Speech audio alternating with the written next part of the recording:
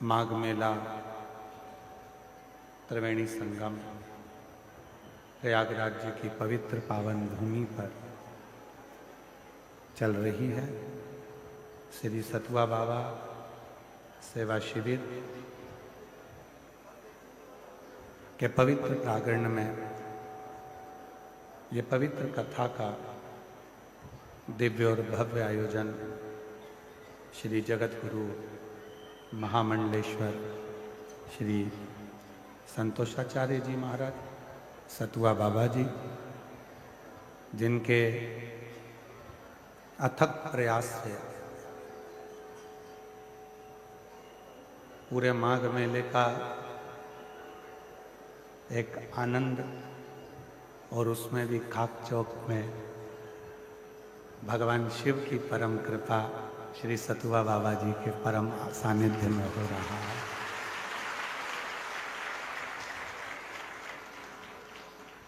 और ये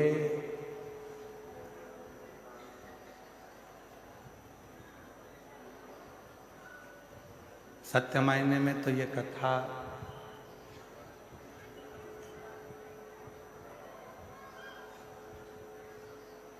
प्रयागराज में होना बड़ा कठिन होता है बाबा जी। मेला हो, कुंभ हो, उसमें पहले से इतने भक्त रहते हैं और ऊपर से पूरी रोडों का चारों तरफ भक्तों का सैलाब इस कथा में है। तो मैं उत्तर प्रदेश के माननीय मुख्यमंत्री जी, गोरक्षपीठ के पीठाधीश्वर माननीय मुख्यमंत्री जी श्री योगी जी को और उनकी संपूर्ण प्रशासन को बहुत बहुत साधुवाद धन्यवाद देता हूँ, जिन्होंने इस कथा को बड़ी सुचारू रूप से संभाल रखा है और पूरे मेला क्षेत्र को बड़ी दिव्यता और आनंदता के साथ संचालित कर रहे हैं। एक बार संपूर्ण प्रशासन के लिए जोरदार ताली बजाकर उनके लिए साधुवाद है। कथा मंडप में ही विराजमान अयोध्या से पधारे महाराज श्री हमारे चित्रकूट वाले महाराज जी परम प्रिय, उनको भी हम नमन करते हैं। गोपाल बाबा जी जो भेंट द्वारका से हैं, ये भले भेंट द्वारका में रहते हैं पर भेंट लेते नहीं है, देते हैं। तो बड़ी साधुता है इनकी। एवं सभी कथा मंडप में विराजमान संत साधु, गिरिराज जी से पधारे हमारे पंडा जी के सुपुत्र डाकघर वालों के बहुत बहुत साधुवाद। ऐसी दिव्य कथा में मुख्य यजमान पद श्री चंद्रभान सिंह चौहान जी, कहीं बैठे हों तो खड़े हों। मुख्य यजमान चंद्रभान सिंह चौहान जी, श्री सरकार सिंह चौहान जी, श्रीमती थानेश्वरी चौहान जी, स्वर्गीय हीरा देवी की स्मृति में डॉक्टर गजेंद्र सिंह चौहान जी, डॉक्टर अंजू चौहान जी मेरठ उत्तर प्रदेश से हैं। एक बार जोरदार ताली बजा करेंगे यजमान परिवार का स्वागत वंदन अभिनंदन करिए और विराज। आपको बहुत बहुत साधुवाद जो इस पवित्र पावन कथा के आप प्रयागराज की भूमि पर मुख्य यजमान पद ग्रहण करे हैं। ये 5 दिवसीय शिव महापुराण की कथा है।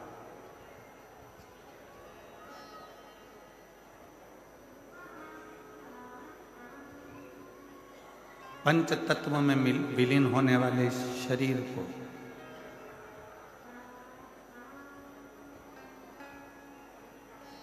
जो मिला है अपने माता पिता के द्वारा, इस शरीर को कैसे शिव से लगाया जाए, इस शरीर को कैसे परमात्मा की अविरल भक्ति में लगाया जाए, इस शरीर को कैसे भगवत भजन में लगाया जाए, कैसे भगवत नाम में लगाया जाए, ये शिव महापुराण की कथा हमको सिखाती है।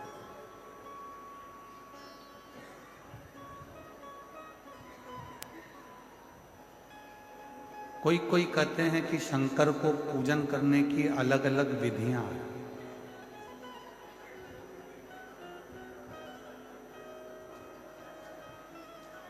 कोई कहते हैं भगवान शंकर को रिझाने के लिए अलग अलग भाषाएं।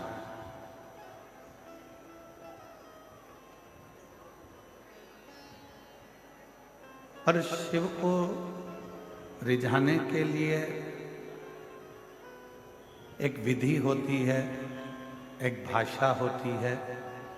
पर शिव महापुराण की कथा कहती है कि शंकर भगवान विधि से भी प्रसन्न बहुत बाद में होते हैं और भाषा से भी प्रसन्न बहुत बाद में होते हैं।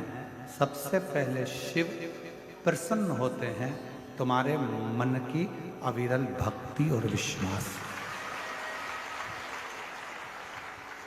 तुम्हारे भीतर विश्वास कितना है, तुम्हारे भीतर भक्ति कितनी है, तुम्हारे भीतर भरोसा कितना है, दृढ़ता कितनी है, कितना आप भगवान शिव पर विश्वास करते हो, कितना आप शिव जी पर भरोसा करते हो, कितनी दृढ़ता आपकी शिव के प्रति है, कितना भरोसा आपका शिव के प्रति है।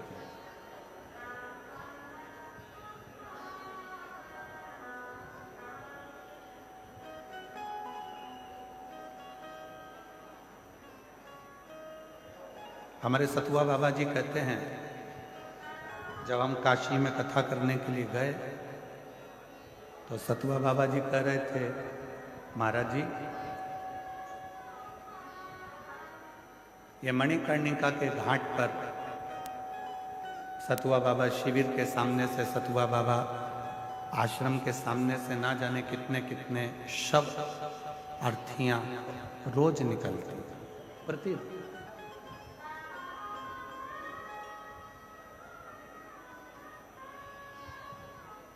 न जाने कितनी अर्थियां प्रतिदिन निकलती हैं।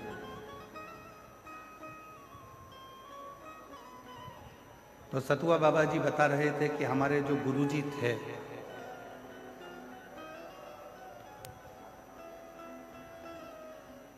पूर्व में जब वो कोई भी अर्थी लेकर आता था और उसके पास में कुछ पाने के लिए नहीं होता था, रोता था, तो बाबा जी नीचे उतरकर उनको सतुआ घोल कर दे देते थे।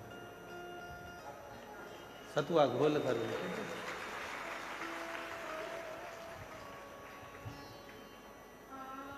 पर बाबा जी हम परम पूज्य जगत गुरु महामंडलेश्वर श्री संतोषाचार्य जी महाराज जी को कहेंगे, गुरु का कहते हैं कि चेले में एक अंश जरूर रहता है और वो अंश आपके भीतर भी आपके गुरु का है।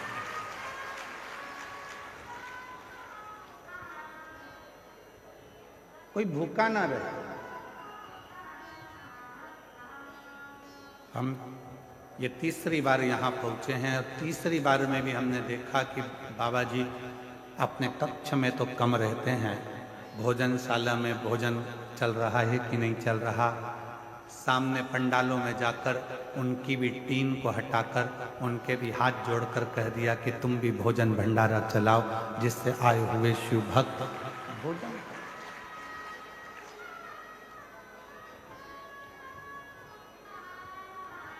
एक गुरु वो होता है जो अपना कक्ष या पंडाल नहीं छोड़ता, और एक आप पर आपके गुरु की कृपा है जो भोजन व्यवस्था, अन्य व्यवस्था, खुद दौड़ दौड़ कर व्यवस्थाओं को देखना, ये एक सच्चे गुरु के शिष्य का प्रमाण। सच्चे गुरु शिव सिखाते ही है। मेरे शंकर भगवान ना विधि से प्रसन्न होते हैं ना भाषा से प्रसन्न होते हैं।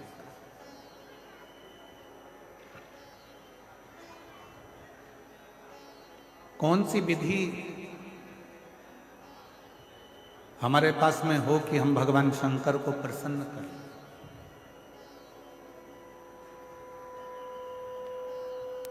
कौन सी विधि हमारे पास में हो कि हम भगवान शंकर को प्रसन्न कर कर उनसे वर प्राप्त कर? कोई विधि हमारे पास में नहीं है कि हम शिव जी को प्रसन्न कर सकें। और कौन सी भाषा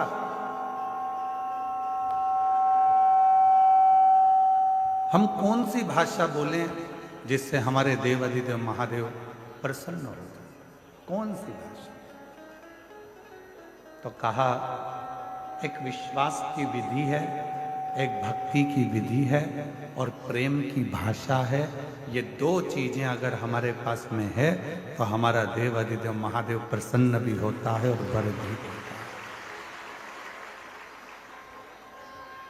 और तेरी कृपा बिना न हिले एक भी अणु, लेते हैं श्वास तेरी कृपा से तनु तनु।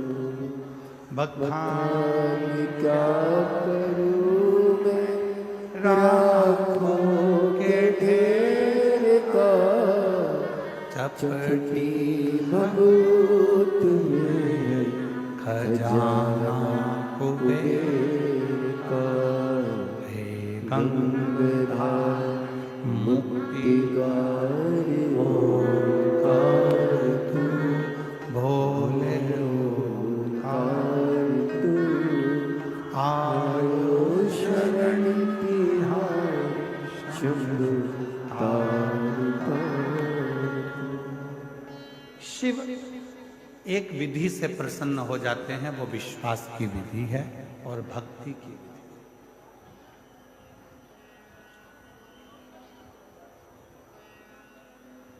कितना सुंदर एक प्रसंग शिव महापुराण में आता है।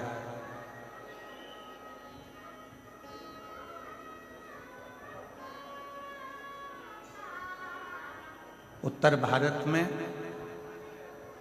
एक मनोहरा नाम का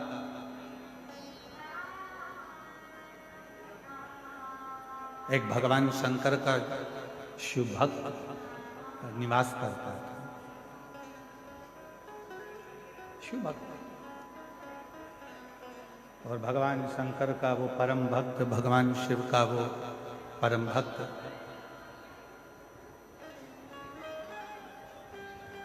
उत्तर भारत में एक मनोहरा नाम का एक शिव भक्त रहता है। और ये उत्तर भारत में ही प्रयागराज की भूमि पर कथा चल रही है। मनोहरा नाम का एक शिव भक्त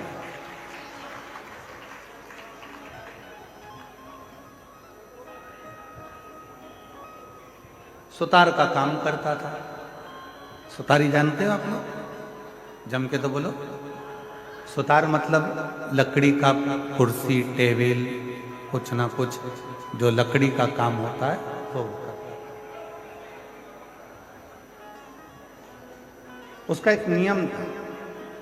एक मट्टी का उसके पास में घड़ा था।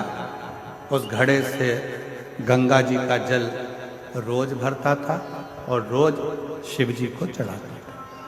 सारी समस्या का हल एक होता है। रोज भरता, रोज शिव को चढ़ाता, प्रतिदिन।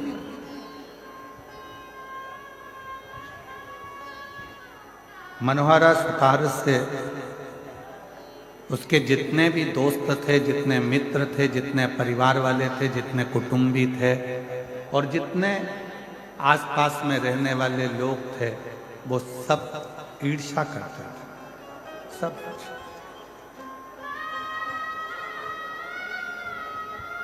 वो कहते हैं ना, घमंडी को ईश्वर नजर नहीं आता। घमंडी को ईश्वर नजर नहीं आता, ईर्ष्यालु को पड़ोसी नजर नहीं आता और क्रोधी को उसका परिवार नजर नहीं आता। कोई घमंडी है, उसके अंदर घमंड भरा हुआ है, उसके अंदर घमंड भरा पड़ा है, तो उसको ईश्वर नजर नहीं आएगा। वो घमंड उसके अंदर यदि भरा पड़ा हुआ है तो उसको ईश्वर दिखेगा ही नहीं। ऐसे कई लोग हैं जिनको रोज समझाना पड़ता है कि राम है, कृष्ण है, शिव है, पर कई घमंडी ऐसे पड़े हुए हैं, अपनी घमंड में इतना ज्यादा वो फूले हुए हैं कि वो राम और कृष्ण शिव को मानने को तैयार ही नहीं।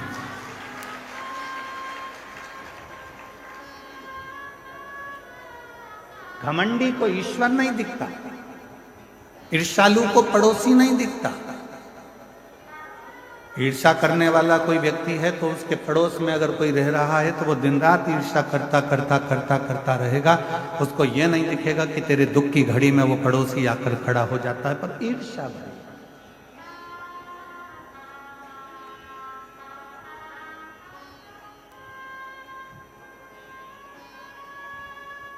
क्या करने आए हो प्रयाग की भूमि पर?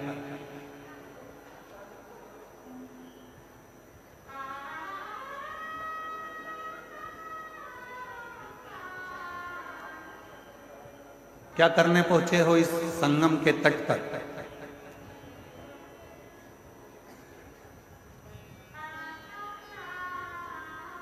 संगम के तट पर अक्षय वट के पास में नागवासुकी का मंदिर है। आप लोग तो प्रयाग के हो, कौन कौन गया है जरा हाथ उठाओ, जरा रखिए। प्रणाम आपको, जो आप होकर आए हो लोटा भर जल चढ़ाकर नागवासुकी।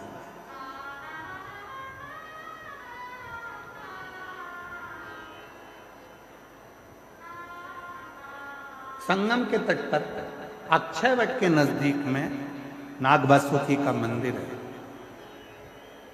क्या करने के लिए हम आपसे पूछ रहे हैं? वैसे कि वैसे ही इंद्र ने नागवासुकी से पूछा था, जो भगवान शंकर के गले में सर्प है वासुकी नाग, उससे पूछा था कि तुम त्रिवेणी के संगम पर क्यों आए? जो इंद्र ने पूछा था, जो गरुण ने पूछा था, जो वरुण ने पूछा था, जो देवताओं ने पूछा था, आज वो प्रश्न हम भी आपसे पूछते हैं कि तुम संगम के तट पर क्या करने के लिए?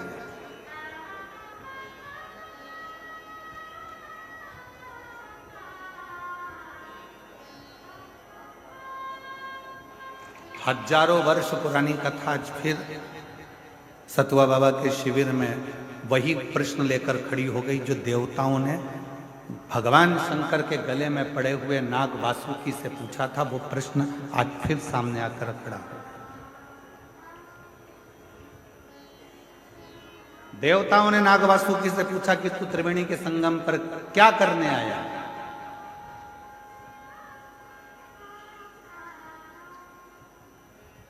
क्या करने के लिए आए? नागवासुकी से बार बार प्रश्न करा गया, क्यों आए हो? ये गंगा यमुना सरस्वती के संगम पर नागवासुकी क्या कर? आज वही प्रश्न हम आपसे कर रहे हैं, क्योंकि आप सब प्रयाग के रहने वाले हो। आपसे पूछा जाए कि आप त्रिवेणी के संगम पर क्या करने आए, प्रश्न यहां खड़ा होता है। तो नागवासुकी ने कहा, मंथन के समय पर मेरा शरीर पूरा की पूरा कष्टप्रद हो गया है, शरीर में से रक्त निकल रहा है, मेरे शरीर की एक एक नस नस टूट चुकी है, क्योंकि मैंने जब मंथन मुझे पकड़ कर करा गया तो पर्वत के घर्षण से मेरा शरीर पूरा टूट चुका है। मैं बहुत कष्ट में हूं, बहुत तकलीफ में हूं। तो क्या करने आए हो?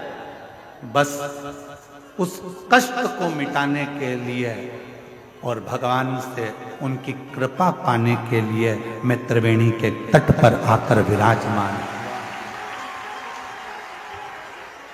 अब कोई तुमसे पूछे, क्यों रे भाई, ए प्रयाग वालों, त्रिवेणी के तट पर तुम क्या करने के लिए आए हो? तो तुम्हें नागवासुकी के वो शब्द याद रखना है कि नागवासुकी ने कहा कि मेरा शरीर हर जगह से टूट चुका है, बहुत कष्ट में हूँ, और मेरे कष्ट को मिटाने के लिए और भगवान की अविरल भक्ति को प्राप्त करने के लिए मैं यहाँ आया हूँ। वही शब्द तुम्हारे होना चाहिए। त्रिवेणी के तट पर क्यों आए? जब हम राम नाम जपेंगे, कृष्ण नाम जपेंगे, शिव नाम जपेंगे, भगवान की भक्ति करेंगे, भजन करेंगे, मंत्र जाप करेंगे, नाम जाप करेंगे, इस प्रयागराज की भूमि पर त्रिवेणी के संगम पर बैठकर हम कल्पवास करेंगे, भगवान की अविरल भक्ति प्राप्त करेंगे, तो हमारे जितने दुख हैं वो तो कटेंगे ही, साथ में भगवान शंकर की और राम की, कृष्ण की अविरल भक्ति भी हमको प्राप्त हो।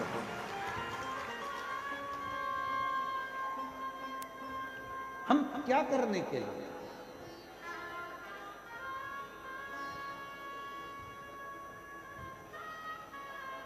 भोजन तो आप अपने घर पर भी कर सकते थे। बोलो बोलो, जम के बोलो जरा। और जितनी भी मेरी जीजी आई हैं ना, ये खाली हाथ नहीं आई हैं, घर से कुछ ना कुछ खुरमा, मठरी, चक्की, लड्डू, तिल्ली का कुछ ना कुछ बना कर लाई हैं। जैसे ही अंदर देरी होती है निपटा जाती है। बस अपने भाई को नहीं खिलाती है, बाकी के तो निपटा जाती हो।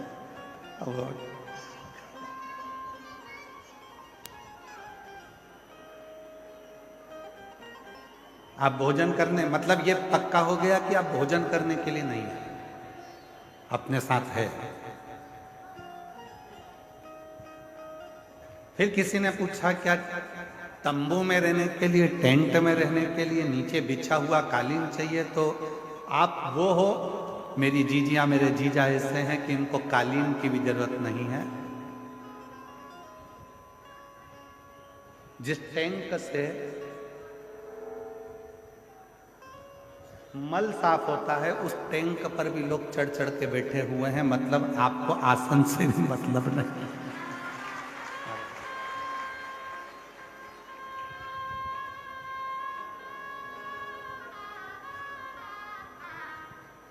उस पे भी चढ़ के लोग बैठे। फिर पूछा कि कोई अच्छी जगह मिल जाएगी तो मतलब तुम जानती हो कि शंकर को पाने के लिए जगह नहीं देखी जाती, क्योंकि शिव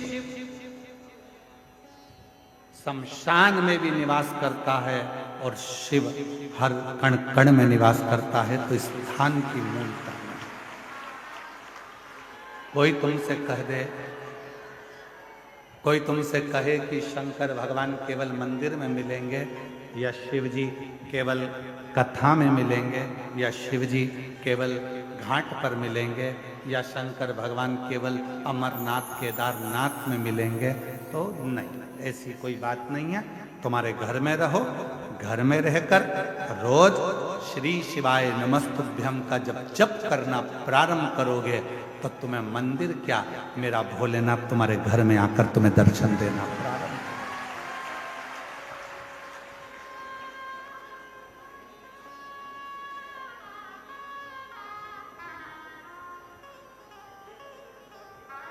हमारे शैलेंद्र जी एक लाइन गुनगुनाते हैं कि मन को बना ले मन में शिवाला, संग चलेगा वो तेरे डमरू।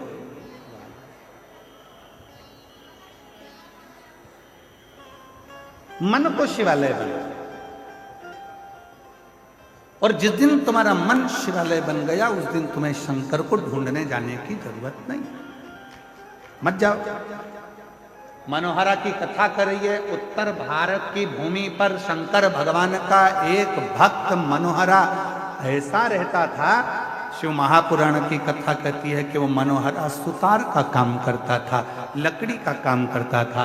उसके पास में एक मट्टी का केवल कलश था, लोटा था, पात्र था, जिससे वो शंकर को रोज गंगा का जल समर्पित करता था। प्रतिदिन रोज गंगा का जल रोज समर्पित करता था। प्रतिदिन एक दिन धर्म पत्नी चिढ़ गई। होता है ऐसा, पति अच्छा रहता है तो पत्नी थोड़ी सी क्रोधी रहती है, और पत्नी अगर अच्छी है तो पति थोड़ा क्रोधी रहता है। भगवान जब भी जोड़ी बनाता है ना तो बड़ा सोच समझ कर बनाता है। देख लो, तुमको यहीं से मतलब नहीं है, तुम तो त्रेता युग से चालू हो जाओ। राम जी के साथ जोड़ी बनी लक्ष्मण जी, भरत जी के साथ जोड़ी बनी शत्रुघ्न जी। ठीक है, जम के तो बोलो। दोनों की जोड़ी बनाई कि राम जी के साथ में जोड़ी बनाकर रखना है, राम लक्ष्मण की, भरत शत्रुघ्न जी की। और नहीं तो राम जी के साथ में राम जी सरल थे तो भरत जी की जोड़ी बन जाती, दोनों एक जैसे हो जाते, सरल सरल। पर नहीं, एक नम्रता वाले के साथ में एक क्रोधी का होना जरूरी है। राम जी के साथ लक्ष्मण का होना जरूरी है और भरत जी के साथ शत्रुघ्न जी का होना जरूरी है, बहुत जरूरी है।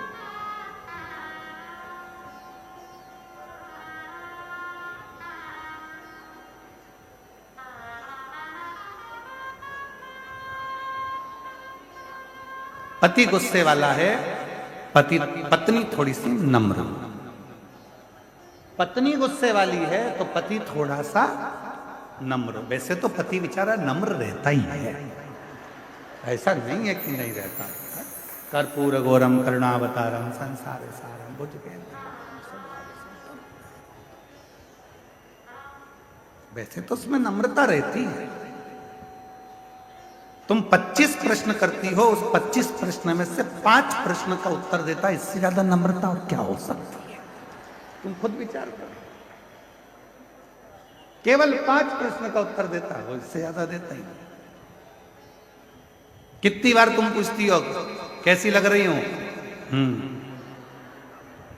बोलता ही नहीं, बोलूंगा झगड़ा होगा इसलिए बोलता ही नहीं बेचारा, अपनी तेल कंगा करता रहता है। फिर आ गई सच के सिर पे जूड़ा मुड़ा बांध के, कैसी लग रही है? वो कंगा कर रहा था, कंगा से मूछे सेट कर रहा है। फिर आ गई, अब की और सिर पे पल्लू डाल के पूछ रही कैसी लग रही हो? कैसी? फिर बोला ऐसी लग रही जैसे हरी घास में भैंस चल रही है। अब बोला तो घर डोला, बोला ही तो वो कुछ प्रश्न का उत्तर देता, वो देता ही नहीं। उसकी सरलता बहुत सहज होता है।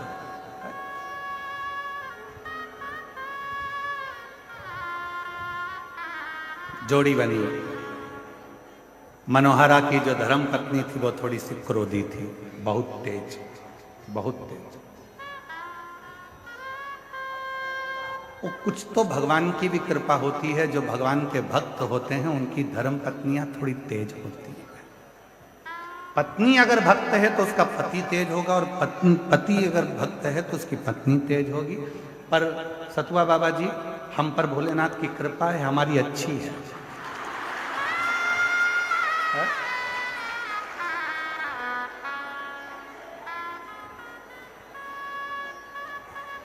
अगर वो थोड़ी गड़बड़ होती तो हम तुम्हारे आश्रम में नहीं आ पाते। अच्छा, तो ऐसा होता है। और कोई कोई परिवार ऐसा होता है, जितने मेरे कल्पवास कर रहे हैं इस माघ के मेले में, जितने मेरे कल्पवासी हैं उनकी धर्म पत्नी भी अच्छी है, पति भी अच्छा है, दोनों मिलकर साथ में कल्पवास कर रहे हैं, भगवत वचन। कई कई बहुत बाबा की कृपा से, कहीं शिव जी की बड़ी करुणा है, जो ऐसे पति पत्नी हैं कि दोनों हर साल कल्पवास करने के लिए 1 महीना दोनों रहकर अपने झोपड़े में, अपने टेंट में, पंडाल में भगवत भजन कर कर भगवान की अविरल भक्ति को प्राप्त कर। अविरल। तो मनोहरा की जो पत्नी थी, मनोहरा की जो पत्नी थी,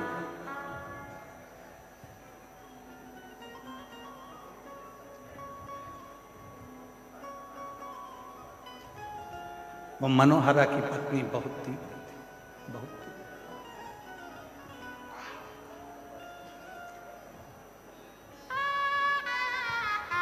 बहुत उठाया उसने अब की बार पानी का जो घड़ा था, जिस घड़े में वो गंगा जल लेकर शिव जी के मंदिर जाता था, शंकर जी को जल चढ़ाता था, उस घड़े को मनोहरा की पत्नी ने आज तोड़ दिया। मनोहरा रोता हुआ शिव के मंदिर पहुंचा। शिव के मंदिर, शंकर भगवान के मंदिर में पहुंचकर हाथ जोड़कर कहने लगा कि आज मेरे पास में ना लोटा है, कलश है और ना गंगा का जल है, कुछ भी। और इतनी मेरी सामर्थ्यता नहीं है कि मेरे पास में अलग से मैं कलश को खरीद सकूं या फिर बर्तन ले सकूं जिस बर्तन में मैं गंगा का जल तुम्हारे लिए ला सकूं। रो रहा, आंखों से नीर बह रहा, अश्रु बह रहा।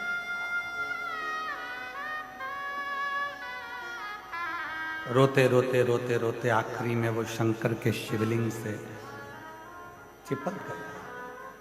आंख के आंसू शिवलिंग पर पड़ रहे थे। मनोहरा रो रहा था।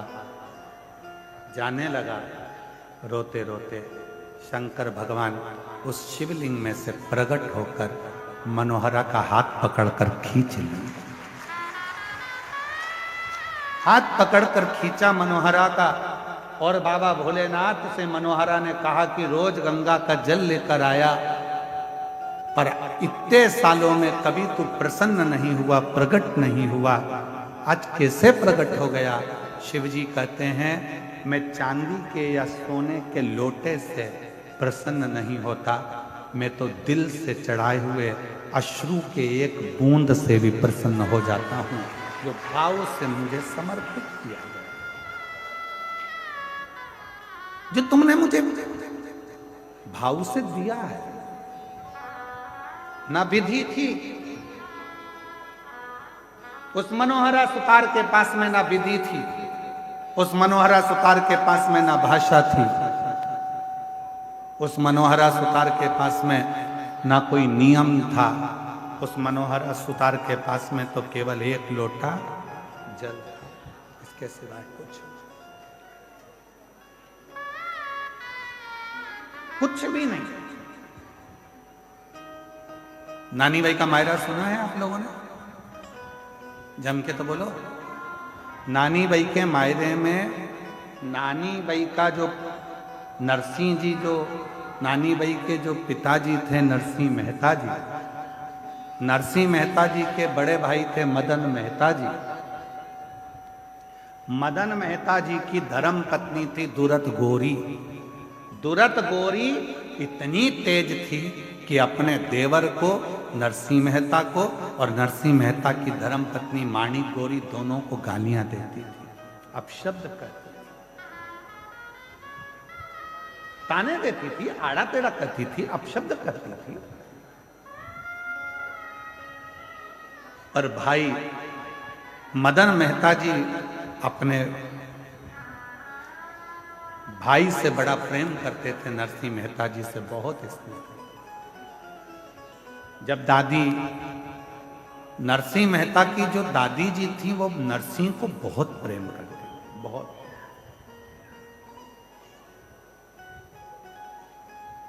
तो माणिक गोरी दादी को स्नेह करती थी, प्रणाम करती थी, पर दुरत गोरी कभी दादी को प्रणाम नहीं करती। प्राण छूट गए दादी के, मर गई।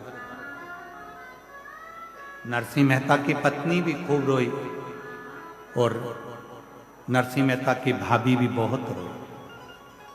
पर नरसिंह मेहता की पत्नी जी को समझ में नहीं आया कि मेरी जेठानी दिन रात गाली देती थी दादी सास को, और दादी सास मरने के बाद ये गले चिपक चिपक कर रो रही है, सिर पे इतना लंबा लंबा पल्लू डाल के रो रही है। सास जिंदा थी तो पल्लू रखा यहाँ, और सास मर गई तो पल्लू रखा बिल्कुल छाती तक, और चिपक चिपक कर रो रही है। और थोड़ी देर तक रोई चिपक कर, उसके बाद देवरानी से बोली मैं पानी पी के आई, अब तू रो ले। जब देवरानी रोने के लिए बैठी माणिक गोरी, तब उसको समझ में आया कि मेरी जेठानी चिपक कर इसलिए रो रही थी कि सास के कान में सोने की मुर्की थी जो कान में डली थी, उसको दांत से कटक रही थी। निकाल, जब वो मुर्की निकल गई, रोते रोते लेकर गई और पानी के मटके में उसको डाल दिया और आकर बोली कि अब दादी जी को लेकर चले जाओ, कब तक रखोगे। रोते रोते उनको लेकर गए। दादी जी के जाने के बाद 13 दिन नहीं हुए पूरे, और नरसिंह मेहता की भाभी ने नरसिंह मेहता को घर से निकालने का प्लानिंग कर लिया। जब प्लान बनाया उसको निकालने का, तब बड़े भाई को लगा कि मेरा बेटा, मेरा भाई आखिर जाएगा कहाँ, कहाँ जाएगा। तो फिर बड़े भाई ने विचार करा कि दुनिया में एक ऐसा है, वो देव अधिदेव महादेव, जो ठोकर खाए हुए व्यक्ति का साथ निभा देता है।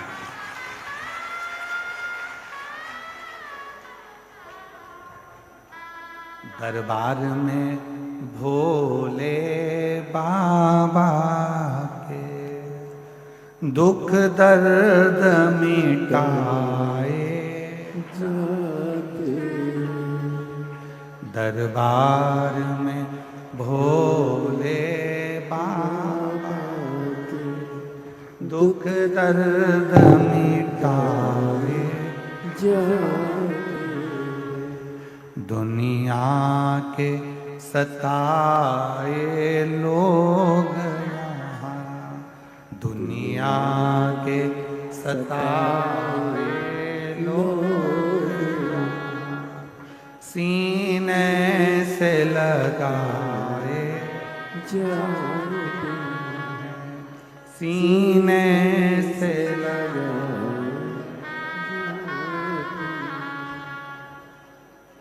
एक है जो निभा सकता, एक है जो निभाए, और वो केवल एक देवाधिदेव महादेव है जिसके चरणों में मुझे मेरे भाई को भेज देना चाहिए। यदि मेरा भाई शिव जी के मंदिर तक चले गया तो निश्चित है जो मेरा भाई चाहता है उसको वो सब कुछ मिल जाएगा। जरा स्मरण करिएगा, नरसिंह मेहता का मायरा कब बचा, कब स्मरण हुआ। हजारों सालों का स्मरण कर कर देखिए कि वो नरसिंह मेहता के लिए बड़े भाई ने विचार कर लिया था, यदि ये शंकर के मंदिर तक पहुंच गया तो इसको शिव जी संभाल लेंगे। और हम भी तो वही शिव पुराण में कहते हैं, आप यदि शंकर के मंदिर में पहुंच गए, एक लोटा जल चढ़ाना प्रारंभ कर दिया तो शिव जी तुम्हें संभाल,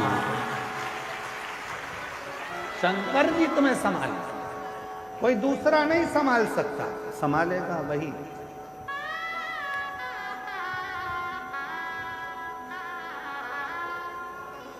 दुनिया के सताए लोग यहाँ सीने से लगाए जाते,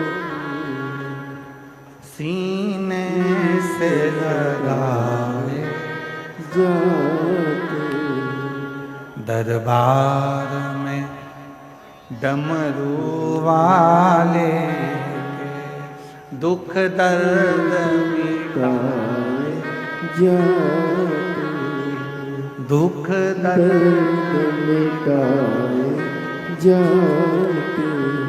आप शिव जी के दरवाजे तक पहुँचो, शंकर जी की चौखट तक पहुँचो, शंकर जी के मंदिर में एक लोटा जल चढ़ाने के लिए पहुँचो।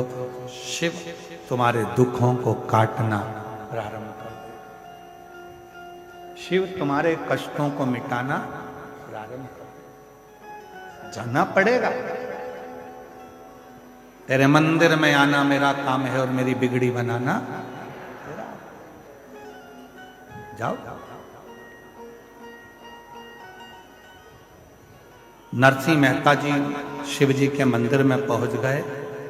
रोते रोते पूरी रात नरसिंह मेहता जी ने निकाल दी।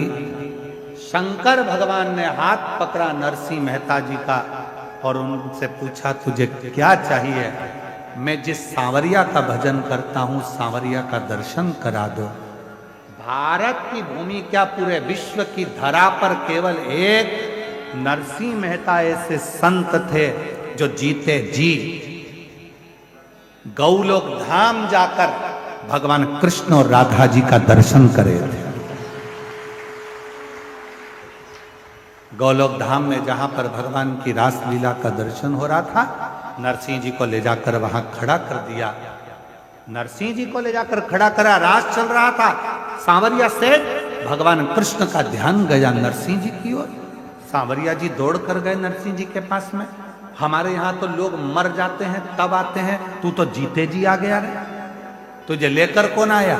नरसिंह जी बोले वो शंकर जी लाए थे। इतने में सांवरिया सेठ ने बोला अगर शंकर जी लेकर आए हैं फिर तो तू कहीं पर भी पहुंच सकता है, तेरा दुखड़ा कोई पर भी जाकर कहे बाबा पूर्ण तरह से तेरे दुखड़े को मिटा सकता। किसी की सामर्थ्यता नहीं है, वो मिटाएगा, दुख काटेगा तो वो शिव काटेगा, कोई दुख नहीं काट सकता। ब्रह्मा ब्रह्मलोक में है, भगवान विष्णु वैकुंठ लोक में।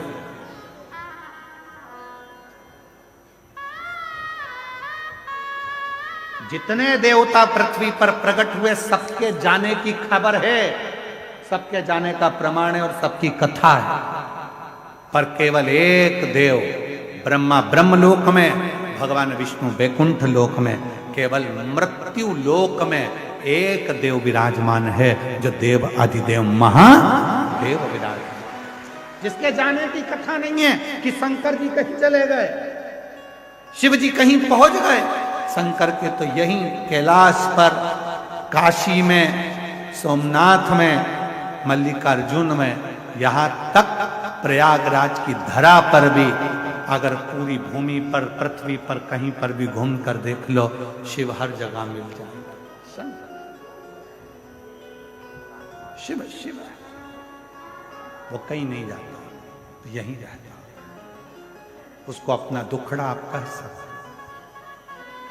हमने कभी भी आप लोगों से ये नहीं कहा कि बहुत दूर शंकर जी का मंदिर हो तो वहां जल चढ़ाने जाना। हमने हमेशा आपसे कहा कि आपके घर के पास में जो शंकर जी का मंदिर है वहां एक लोटा जल चढ़ाना प्रारंभ करो। क्यों? शरीर में रोग आता है तो पहले पास के हॉस्पिटल में दिखाया जाता है, पास के हॉस्पिटल में काम नहीं चलता फिर बड़े हॉस्पिटल में जाया जाता है, बड़े हॉस्पिटल में काम नहीं चलता फिर जाकर अपन लखनऊ में जाकर दिखाते हैं, लखनऊ में काम नहीं चले फिर जाकर अपन मुंबई पहुंच जाते हैं, मुंबई में काम ना चले तो फिर विदेश लेकर जाते हैं। अर्थात पहले अपने पास में इलाज करवाइए, दूर इलाज के लिए बाद में जाइए। पर दुनिया के लोग पहले दिन से विचार कर लेते हैं अब की बार मुझे केदारनाथ जाना है, अब की बार मुझे अमरनाथ जाना है, अब की बार मुझे कैलाश पर्वत का दर्शन करने, परिक्रमा करने जाना है। हमारा निवेदन है जो लड़के, जो लड़कियां, जो बेटे, जो बेटियां, जो नवयुवक बेटा बेटी कहते हैं मैं अमरनाथ जाऊंगा, अमरनाथ जाऊंगा, अमरनाथ जाऊंगा, पहले उनकी माँ से, माँ को पूछना चाहिए अपने बेटे से, अपनी बेटी से।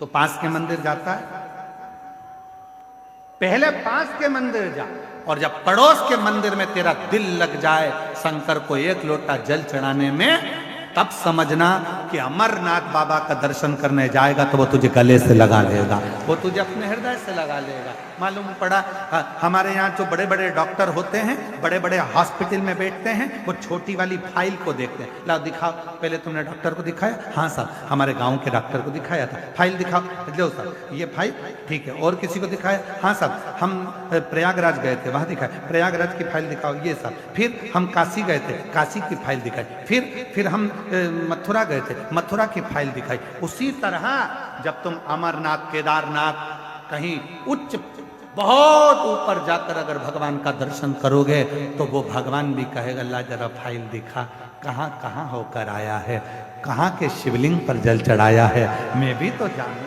तू मेरे करीब में आया, आ मेरे पास नजदीक आ। वो बुझाएगा, वो स्वीकार करेगा। टूट गए जैसे उस मनोहरा भगत का, मनोहरा सुतार का घड़ा टूट गया था। आंसू से शिव को प्रसन्न कर लिया था। शिव पुराण कहती है, भगवान शंकर की कथा कहती है, शिव तत्व कहता है, शंकर की कथा कहती है। भगवान को दिल से, विश्वास से, भक्ति से रिझाने का प्रयास करोगे तो शिव रीझ जाएगा, भगवान शंकर रीझ जाएगा।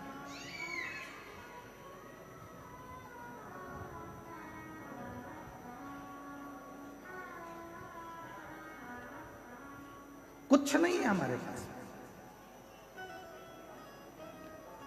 क्या है तुम्हारा?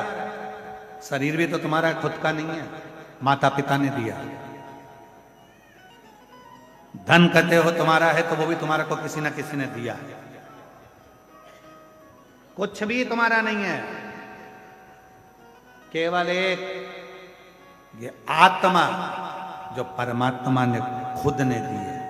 इसलिए शिव जी कहते हैं कि मुझे ये वस्तुओं से रिझाने का प्रयास मत करना, मुझे अगर रिझाना तो तेरे मन से।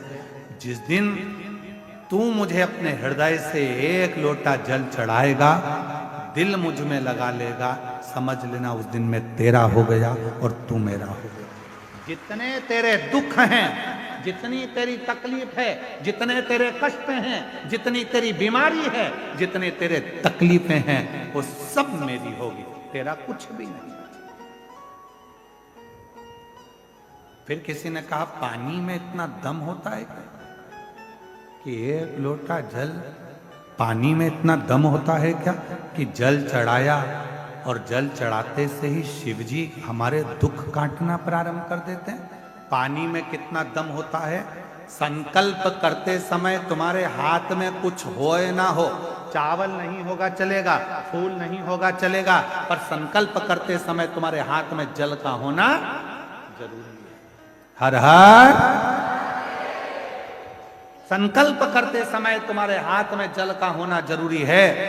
कन्या दान करते समय तुम्हारे हाथ में कुछ भी ना हो, सोने की रकम, चांदी की रकम कुछ भी ना हो चलेगा, पर तुम्हारे हाथ में जल का होना, जब वो जल डाला जाता है तब कन्यादान माना जाता है, जल का होना जरूरी है। उसी तरह जब पिंड किया जाता है, तर्पण किया जाता है, तिलांजलि दी जाती है, उसमें जल का होना जरूरी है। उसी तरह जैसे पितरों को रिझाने के लिए जल, प्रकृति को रिझाने के लिए जल, उसी तरह शिव महापुराण की कथा कहती है अपने दुख को मिटाने के लिए भी एक लोटा जल का होना बहुत जरूरी है। एक लोटे जल का होना बहुत जरूरी। वो जल हमारे जीवन का कल बदल देता है। कोई जल्दी बनता है, कोई लेट बनता है, शिव को जल चढ़ाने वाला एक दिन सेठ जरूर बनेगा। वो सेठ बना कर रखता है, बस वो तुम नियम से एक लोटा, एक पत्र है, अच्छा है, देखिए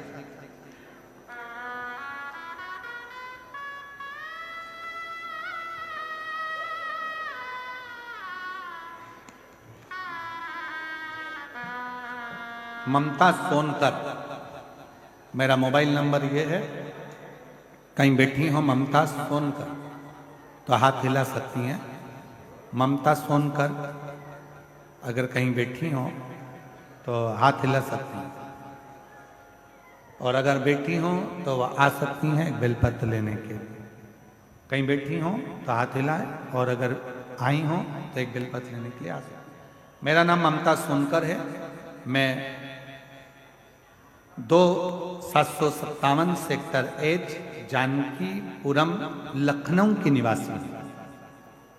जानकीपुरम लखनऊ से आई। गुरुजी, मैं ममता सोनकर कावड़ भरने 2024 में सीहोर गई थी। कंकर शंकर की पूजन करी, पंडाल में बैठकर कथा श्रवण करी। मैं बताना चाहूंगी गुरुदेव, मेरा पुत्र हर्षवर्धन जो नीट का एग्जाम कई सालों से दे रहा था और उसका नीट क्लियर नहीं हो रहा था, तब मैंने अपने बेटे से कहा कि तू एक बार शिव महापुराण की कथा पंडाल में बैठकर श्रवण कर, तू देख बाबा कैसे कृपा करता। और मेरा बेटा शिव महापुराण की कथा को यही प्रयागराज की धरा पर सुनने के लिए पूर्व में आया। और बाबा की ऐसी कृपा हो गई कि आज बाबा ने मेरे बेटे को नीट एग्जाम क्लियर करा दिया। वो MBBS की पढ़ाई कर रहा है और आज मेरा बेटा डॉक्टर बनने जा रहा है। मैं बाबा को यहाँ प्रणाम करने के लिए, थोड़ा समय लग सकता लगेगा, पर वो फल जरूर देगा। तुमने जो 1 लोटा जल समर्पित करा, तुमने जो 1 लोटा जल चढ़ाया, तुमने जो 1 लोटा जल समर्पित करा है, तुमने जो 1 लोटा जल चढ़ाया है, उसका फल तुमको मिलेगा। जो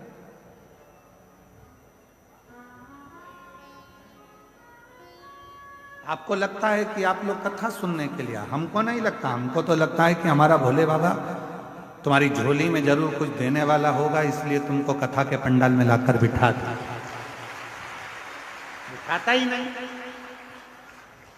बुलाता ही नहीं। जिसको नहीं बुलाना होता है मेरे भोले बाबा को, तो इस पुल से उस पुल, उस पुल से उस पुल, उस पुल से उस पुल घुमाता रहता है और 4 बजे कथा पूरी हो जाती है, तब वो आकर बैठता। क्यों? कथा थी, हो गई, हो गई। महाराज जी, बाबा जी, आज कोई कह रहे थे, कोई पुलिस वाले भैया कहने लगे पूरा मेला विराम की ओर जा रहा है, पर प्रशासन को समझ में नहीं आ रहा है कि मेला वापस भरा कैसे गया, ये वापस कैसे भराने लगा। चारों तरफ जिस रोड पर जाओ उस रोड पर शिव भक्त चारों तरफ नजर आ रहे, हर भक्ति है, विश्वास है। और जितने रोड पर बैठे हैं, रोड के किनारे बैठे हैं, दूसरे पंडालों में बैठे हैं, जहां जहां बैठकर आप शिव महापुराण की कथा को श्रवण कर रहे हैं,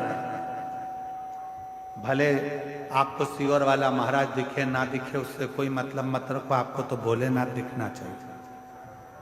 जहां बैठकर कथा सुन रहे हो, अगर दिल से कथा सुनने के बाद भूमि को नमन कर कर उसकी रज मस्तक चढ़ाकर हृदय से लगाकर जो प्रार्थना करोगे, मेरा शंकर भगवान आपकी झोली में देगा जरूर।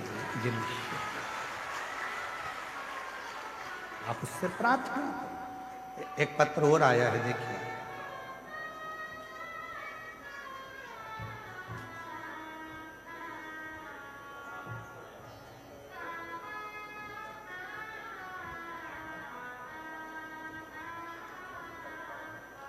अन्नू साव, क्या लिखा है? नवादा है? नवादा, मेरा नवादा यहीं है, उत्तर प्रदेश में, बिहार में है। अच्छा, कहीं बैठे हैं? हाथ हिलाइए। अन्नू साव, नवादा से आप ही हैं? ठीक है। बेटा आया है क्या? है?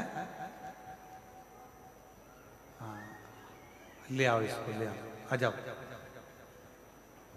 अन्नू साव, नवादा से हूँ, मेरा मोबाइल नंबर ये है गुरुदेव। मेरा कथा में आने का केवल इतना सा, मैं एक बार बाबा की कथा सुनी थी टीवी पर। मैंने सुना था कि सारे दुख मिटा देता है पंडाल में आने पर। गुरुदेव, मेरे बेटे के शरीर पर सफेद रोग की बीमारी हो गई थी, पूरा शरीर उसका सफेद खाल हो गया था। इतनी दुखी हो गई थी कि सारे डॉक्टरों का इलाज कराते कराते थक गई, तो भी वो सफेद रोग की बीमारी समाप्त नहीं हुई। तब इसको कथा के पंडाल में लेकर आई थी, यहाँ की मिट्टी इसके शरीर पर लगाकर प्रणाम कर कर गई थी और कहा था, बाबा जिस दिन मेरा बेटा ठीक हो जाएगा वापिस लेकर आऊंगी। और आज मेरा बेटा पूरी तरह से ठीक हो गया, इसलिए मैं उसको यहाँ कथा के पंडाल में लेकर, मेरे बच्चे को मैं यहाँ लेकर पहुंची प्रणाम करने के, नमन करने। और जो जैसी भावना लाया वो वैसा ही फल पाया, नहीं खाली उसे मन ही मन हर्षाया और कर दिया माला काशी वाले लुटा दिया भंडार काशी वाले लुटा दिया भंडार काशी वाले कर दिया माला काशी वाले। तुम जिस भावना से, जिस विचार से, जिस सोच से, जिस मन से शिव को रिझाते हो, शिव आपको स्वीकार कौन ना करे। ब्रह्मा जी शिव जी को समझ नहीं पाए। स्वयं ब्रह्मदेव शंकर भगवान को नहीं समझ पाए। स्वयं ब्रह्मा, कई लोग कहते हैं ब्रह्मा जी तो सृष्टि का निर्माण करने वाले, सृष्टि को रचने वाले, सृष्टि को निर्माण करने वाले, सृष्टि को बनाने वाले, और वो ब्रह्मा जी नहीं समझ पाए। ब्रह्मा जी भी शिव जी को नहीं समझ पाए। ब्रह्मा जी भगवान शंकर को नहीं समझ पाए। मेरी जीजियों, मेरे जीजाओं, मेरी बेटियों बेटाओं, मेरे बुजुर्ग माँ बाप, याद रखना, दुनिया का कोई व्यक्ति तुमसे कह दे कि शंकर भगवान को मैं अच्छे से जानता हूं, समझता हूं, समझ लेना पक्का झूठेला है, पक्का झूठ बोलने वाला। शिव को समझने के लिए एक जन्म क्या, लाखों लाखों जन्म हो जाए तो भी शंकर भगवान को कोई समझ नहीं सकता, जान ही नहीं सकता। इसलिए अपन को ज्यादा प्रपंचा में नहीं पड़ना, अपने को तो एक लोटा जल, सारी समस्या का हल और बोल बम का नारा है, बस। इससे ज्यादा अपने को माथा पच्ची करना भी नहीं है। कोई तुमसे कहे तुम शंकर जी की पूजन को जानते हो, नहीं जानते। शंकर जी का अभिषेक करना जानते हो, नहीं जानते। शंकर जी को रिझाने का कोई मंत्र आता है, नहीं आता। शंकर जी को क्या पसंद है, मालूम नहीं। तो फिर शंकर जी के मंदिर क्यों जाते हो, मिलने। किससे, शंकर जी से। तो शंकर जी तुझे देखते हैं क्या, वो देखे चाहे नहीं देखे, मैं तो देखता हूं बहुत। कुछ नहीं आता, कुछ भी नहीं।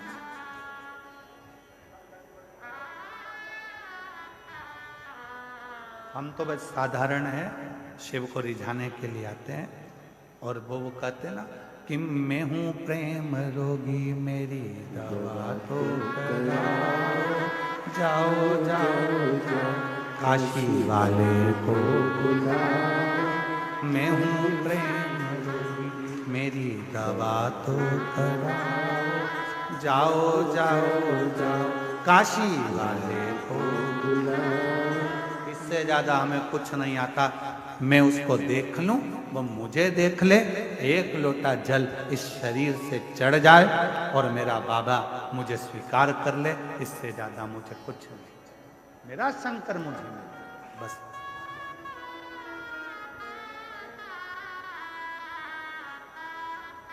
इससे ज्यादा कुछ नहीं चाहिए, कुछ नहीं। कोई मंत्र आता है तुमको, नहीं।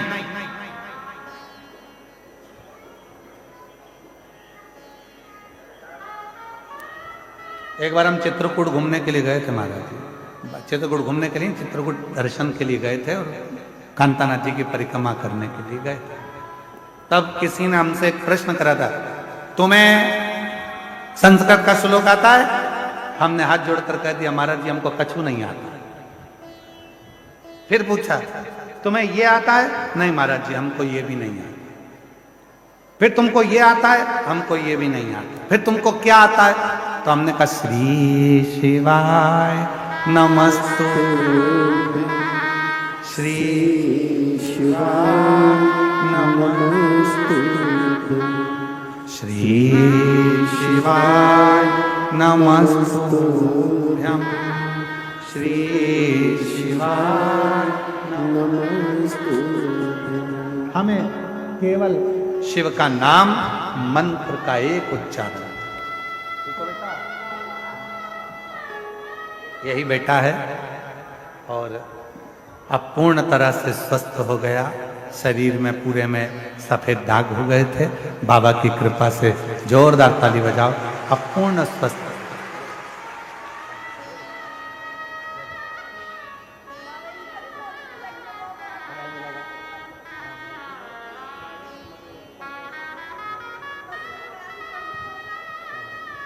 रोते नहीं बेटा, आंसू पोंछ के जाओ, खुश हो।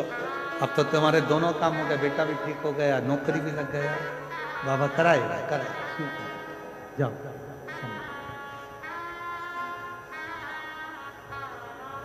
बेटे के शरीर पूरा के पूरा सफेद पड़ रहा था, चमड़ी पूरी।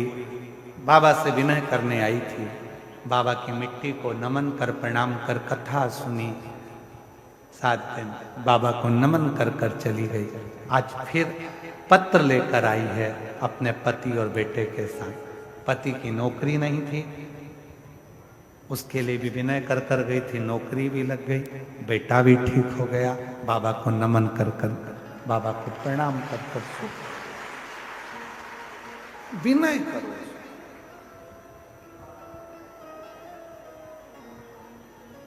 मंत्र आता है?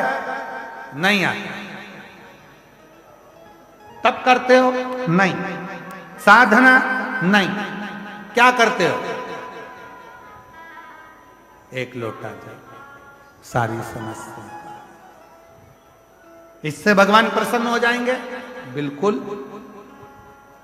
कड़प शंकर भगवान का ऐसा भक्त जो जंगल में रहता था, शिवलिंग को देखकर, एक महाराज जी को पूजन करता देखकर उसके पास में लोटा नहीं था जल चढ़ाने को, मुंह में पानी भर कर आता था, पिचकारी छोड़ कर जाता था। पर शिव ने कृपा कर दी, उसको ना विधि आती थी ना विधान आता था, न मंत्र आता था, ना तंत्र आता था, ना साधना आती थी, ना जप आता था। उसको तो केवल एक काम, मुंह में पानी भरा, पत्तियों को तोड़ा, शिव को चढ़ाया, जल समर्पित प्राप्त हो गया। कुछ नहीं आता और सत्य बोलने में कुछ नहीं जाता। बोलो सही है कि गलत है? सत्य बोलो। मरने के बाद लोग बोलेंगे राम नाम सत्य है, जीते जी बोल लो सत्य। जो सत्य है सत्य।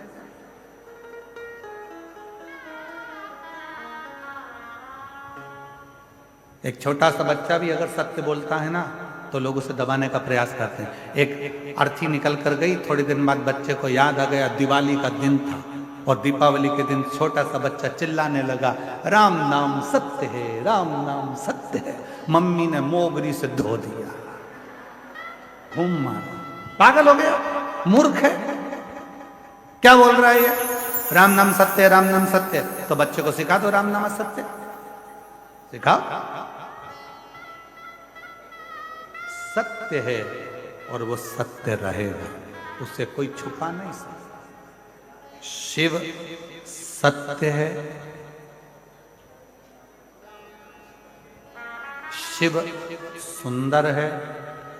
जैसे अभी सतुआ बाबा जी ने अपने व्याख्यान में कहा कि बेलपत्री के 3 पत्ते हैं, सत्य, प्रेम, करुणा। ये 3 पत्र हैं।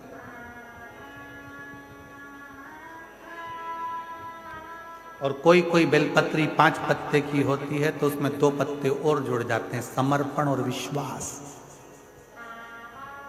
उसमें 5 पत्ते की बेलपत्र में 2 पत्र और जुड़ते हैं, समर्पण और विश्वास।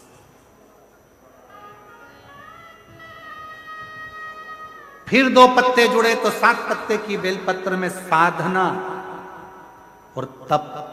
उस बेलपत्र के 2 पत्ते और हैं। ऐसे बेलपत्र के जब पत्र बढ़ते हैं तो शिव भी सोचते हैं कि ये साधारण पत्र नहीं है। ये तप, साधना, विश्वास, सत्य, ये सब जब सम्मिलित होता है तब कोई शिव की भक्ति को प्राप्त कर पाता है। शिव की भक्ति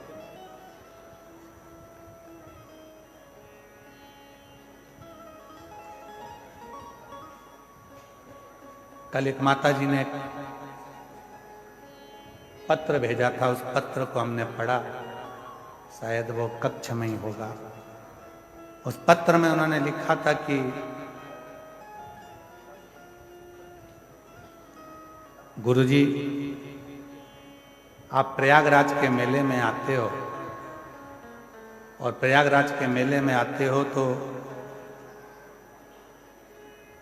सब बाबा मिलते हैं, तुम क्यों नहीं मिलते? तो हम हाथ जोड़कर निवेदन करते हैं कि हमसे ज्यादा आप उस देव अधिदेव महादेव से मिलने का संकल्प लें। हमारा एक लक्ष्य है कि आप शंकर जी से कैसे भी जुड़ जाओ, क्योंकि सियोर वाला महाराज तुम्हारा दुख कभी नहीं काट सकते।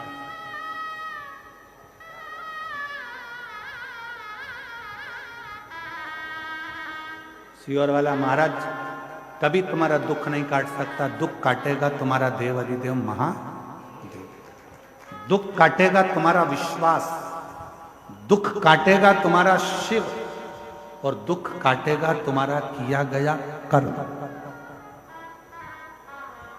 कोई सियोर वाला बाबा तुम्हारा दुख नहीं काट सकता। तो हमसे मिलने से ज्यादा तुम्हारे अंदर उस परमात्मा से मिलने की ललकता होना चाहिए। उस परमात्मा से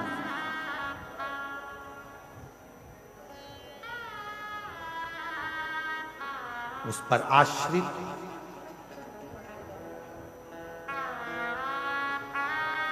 जहां पर ज्ञान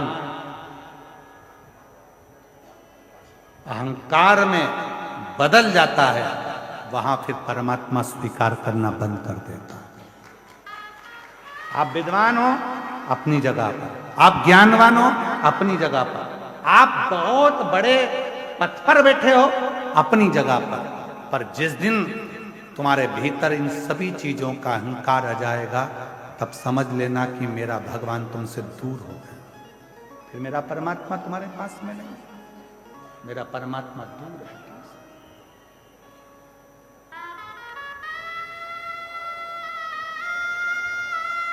और आज प्रयागराज की भूमि पर एक बात कहना चाहेंगे सभी शिव भक्तों को जो देश विदेश में कथा को सुन रहे हैं, आस्था चैनल के माध्यम से, सोशल मीडिया के माध्यम से, माघ मेले की यह पवित्र धरा से 5 दिवसीय शिव महापुराण को जो सुन रहे हैं, उनसे एक निवेदन करना चाहेंगे। कभी कभी यदि हाथ में पानी का लोटा भी ना हो, एक लोटा जल भी ना हो, तब अपने हाथ की अंजलि को फैलाकर हृदय का जल भरकर भक्ति से अगर हाथ को भी ऐसा कर दोगे तो भी वो जल को स्वीकार कर लेगा। वो स्वीकार करेगा। उसमें आपका विश्वास का होना जरूरी है, उसमें आपके भरोसे का होना जरूरी है, उसमें आपकी दृढ़ता का होना जरूरी है। विश्वास, भरोसा, दृढ़ता यदि है, ब्रह्मा जी भगवान शंकर को नहीं मानते। कई लोग ऐसे हैं संसार में कि वो सोचते हैं कि मैं जो बोलूं वो होना चाहिए, मैं जो करूं वो होना चाहिए। तो ब्रह्मा जी शिव जी को नहीं मानते, भगवान शंकर को मानने के लिए तैयार नहीं हुए। भगवान ब्रह्मदेव, तब भगवान नारायण ने उनको समझाया, फिर भी वो नहीं मानते। तब भगवान नारायण ने और भगवान ब्रह्मा ने एक पर्वत को घुमाया तो उससे शिवलिंग की आकृति उत्पन्न हो गई। तब ब्रह्मा जी ने उस शिवलिंग की आकृति में से कानों में ध्वनि सुनी। शिव जी बोले, ब्रह्मदेव मैं ही शंकर हूँ, सृष्टि का निर्माण भी मैं ही करता हूँ, संहार भी मैं ही करता हूँ और संचालन भी मैं ही करता हूँ, कोई दूसरा नहीं।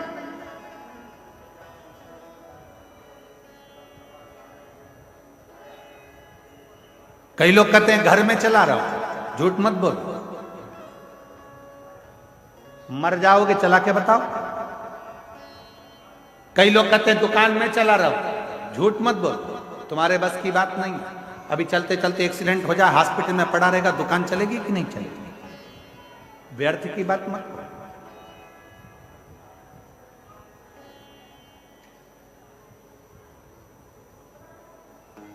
ये झूठ है।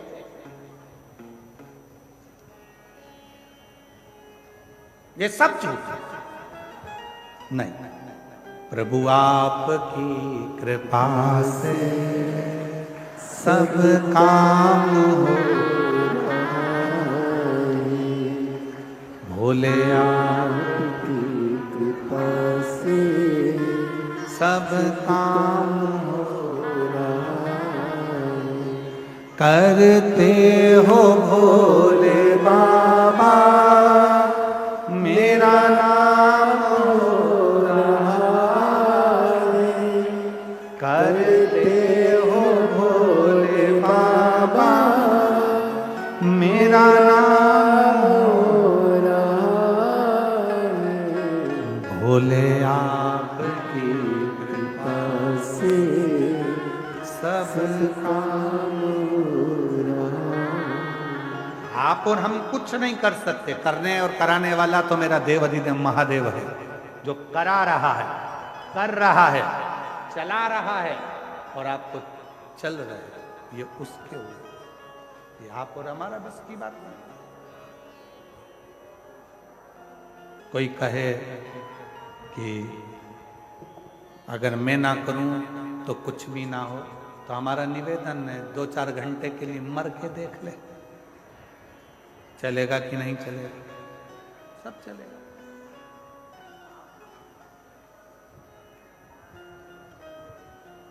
मर के देख ले।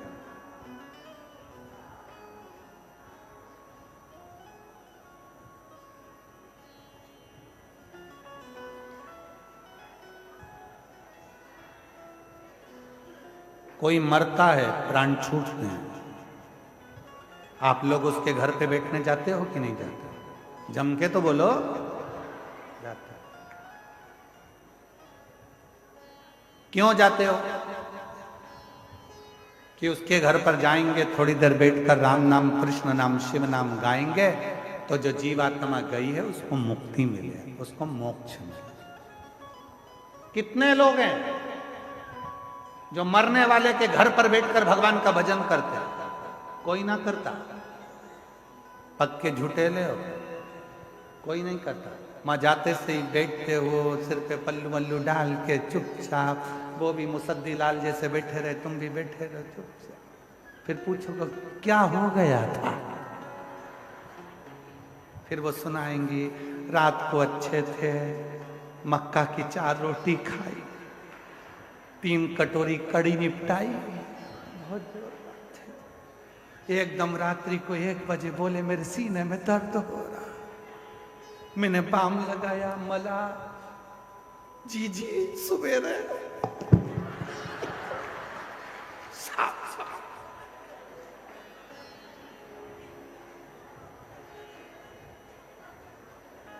अब तुम्हें बताया, तुम गई, तुम्हारे बाद फिर कोई दूसरी आ गई, क्या हो गया था? मक्का की 2 रोटी खाई, 2 कड़ी कटोरी निपटाई, रात को सीने में दर्द, बाम लगाया, सब करके देख जी।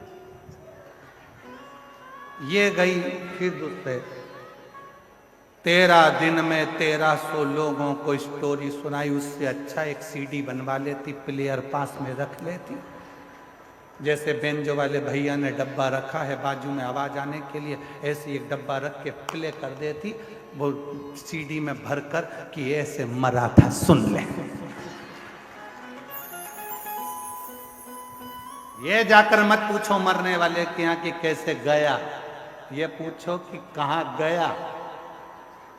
भजन करो, कीर्तन करो, नाम जाप करो, स्मरण करो, शिव नाम जपो, राम नाम जपो, कृष्ण नाम जपो। और हम पूछ रहे हैं कहाँ गया?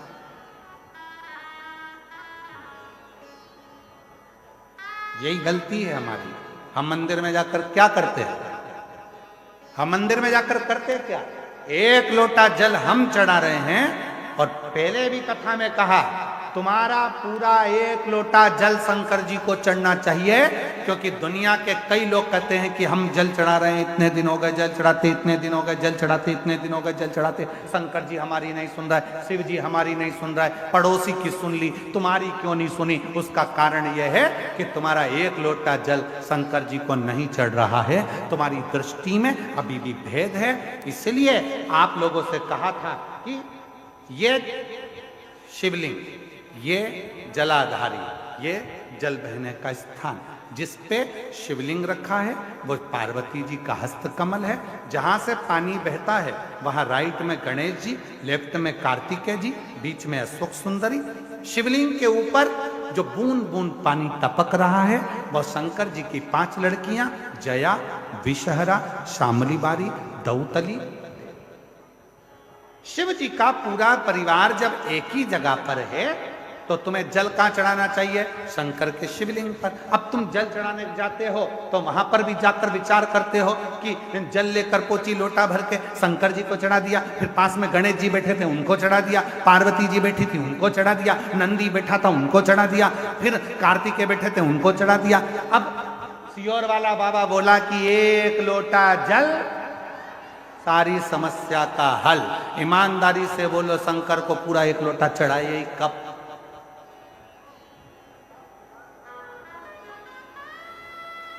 वो एक लोटा जल लेकर गई थी, उसी में शंकर जी को चढ़ा दिया, उसी में गणेश जी को चढ़ा दिया, उसी में पार्वती जी को चढ़ा दिया, उसी में कार्तिकेय जी को चढ़ा दिया। वो एक लोटे जल का तुमने विभाजन कर दिया। इसलिए शंकर जी भी कह रहे हैं कि तेरी दृष्टि में अभी भी सब देवता अलग अलग हैं। जिस दिन एक शिवलिंग में तुझे राम, कृष्ण, देवी, देवता, गणेश सबका दर्शन होने लगे, समझ लेना उस दिन तेरा दुख समाप्त होना प्रारंभ हो।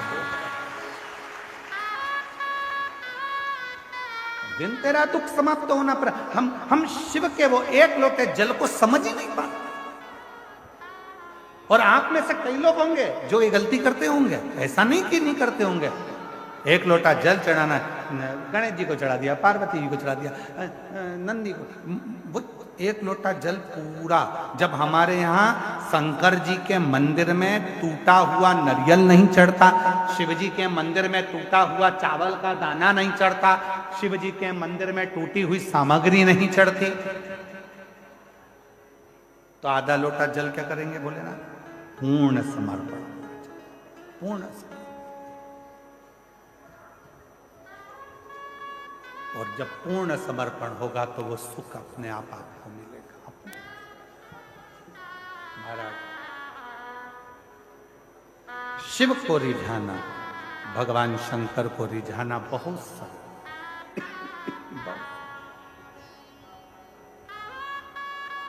शिव को रिझाने में देरी नहीं होती। शंकर को जैसे ही जल चढ़ाया वैसे ही भोलेनाथ प्रसन्न होना प्रारंभ कर देते।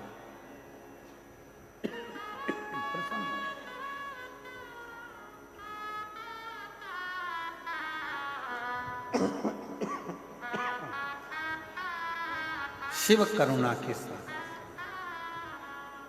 इसलिए शिव महापुराण की कथा में भगवान शंकर की पवित्र चरित्र में वर्णन होता है। शिव को रिझाने का तरीका बिल्कुल सहज है।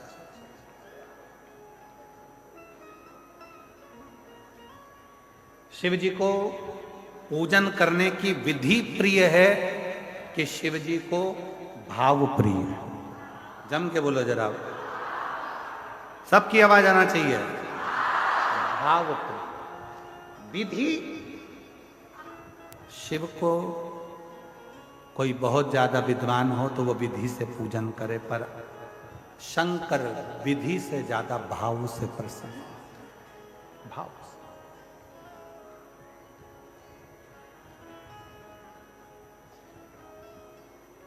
विधि से। कितना सुंदर प्रसंग है।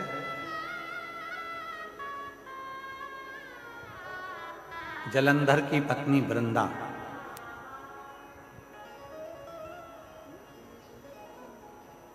जब मालूम पड़ा कि मेरा पति मर गया मारने वाले शिव थे, सातित्व को भंग करने वाले नारायण थे। नारायण के सामने वृंदा जाकर खड़ी होकर कहती है, अरे नारायण भगवान, तुमने मेरा सातित्व डिगा दिया। जैसे शिव जी की पत्नी सती जलकर भस्म हुई थी, वैसे ही आज मैं भी भस्म हो जाती। राख का ढेर बन गई वृंदा, राख का ढेर।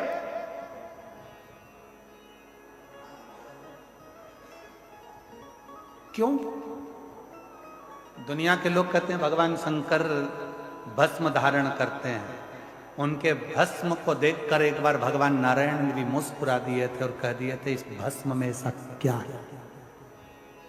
2 बार भगवान नारायण भगवान की लीला पर मुस्कुराए थे और दोनों बार भगवान नारायण को उस लीला का दर्शन करना पड़ा।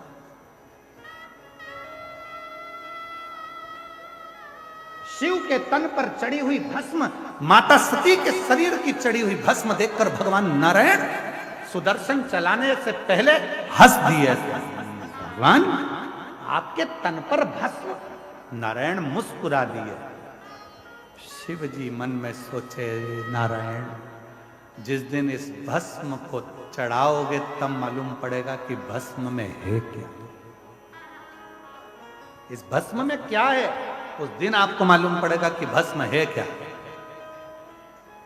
ऐसा मौका नारायण भगवान के पास कभी नहीं आया कि भगवान नारायण भस्म चढ़ा रहे, पर एक मौका आया जब जलंधर की धर्म पत्नी वृंदा अपना सातित्व भंग होने के बाद अपने शरीर को जलाकर भस्म कर देती है, राख का ढेर बन जाती है। तब नारायण की आंख में आंसू भरा था और नारायण ने उस वृंदा की भस्म को अपने तन पर धारण कर लिया था। तन पर।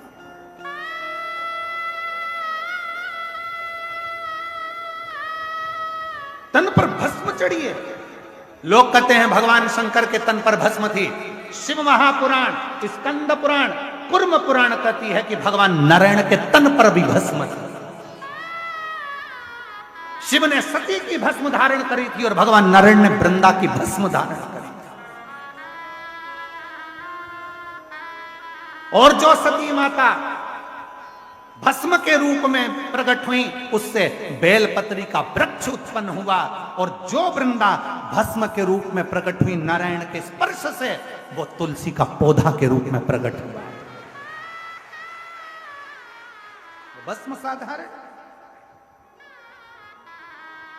तन पर शिव के भस्म है। लोग कहते हैं केवल क्या देवादिदेव महादेव 33 कोटि देवता में केवल एक शंकर ऐसे हैं जो भस्म लगाते हैं, शंकर ऐसे हैं जिनको भस्म चढ़ती है। भगवान नारायण ने भी अपने तन पर भस्म धारण करी थी। बस अंतर इतना है, शिव सती की भस्म लगाए थे और नारायण वृंदा की भस्म लगाए थे। वृंदा की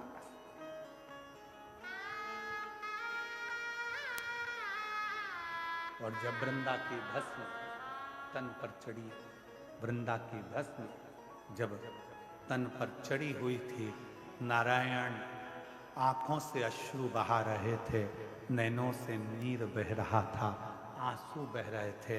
तब किसी ने सूचना करी भोलेनाथ के पास में, नाथ, विश्वनाथ, नाथ, सोमनाथ, नाथ, केदारनाथ, नाथ, अमरनाथ, नाथ, नाथ, नाथ कहते हुए जब शिव को पुकारा, शंकर भगवान के नेत्र खुले। क्या हुआ? अभी तो मैंने जलंधर को समाप्त किया और जलंधर को समाप्त कर कर मैं साधना में लीन हुआ और तुम मुझे पुकार रहे। क्या हुआ? नाथ, नाथ, वृंदा जलकर भस्म, भस्म, हाँ। शिव कहते हैं वो भस्म कहां है? कहा वो तो नारायण ने धारण कर ली। नारायण? भगवान कहते हैं उस स्वरूप का दर्शन मुझे करना है। उस स्वरूप का दर्शन मुझे करना है जिस स्वरूप में नारायण ने अपने तन पर भस्म चढ़ाई। दौड़े भगवान देव अधिदेव महादेव ने जाकर जैसे ही नारायण के शरीर पर वृंदा की भस्म दिख रही थी। शिव मुस्कुराकर कहते हैं, नारायण आपकी आंख में अश्रु है, ये वृंदा की भस्म मेरे तन पर है।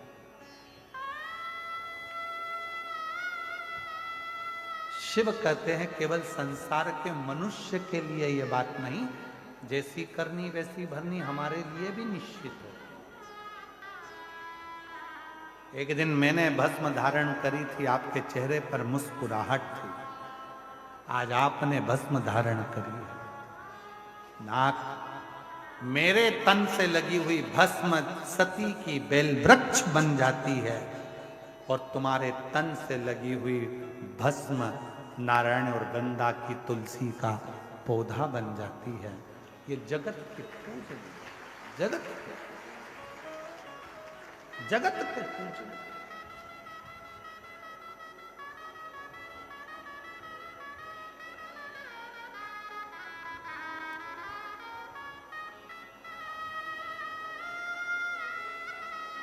कितना सुंदर कहा है। किसी व्यक्ति के शरीर में जब लीवर किडनी से जुड़ा हुआ जब रोग हो जाता है, किडनी काम करना बंद कर देती है, डायलिसिस चालू हो जाता है, लीवर काम करना बंद कर देता है, तब अलोनी गोबरी की भस्म, अलोनी गोबरी जानते हो, पहले भी कथा में बताया, गाय ने गोबर करा, देसी गाय ने जैसी गोबर करा, सूख गया, उसका कंडा हो गया।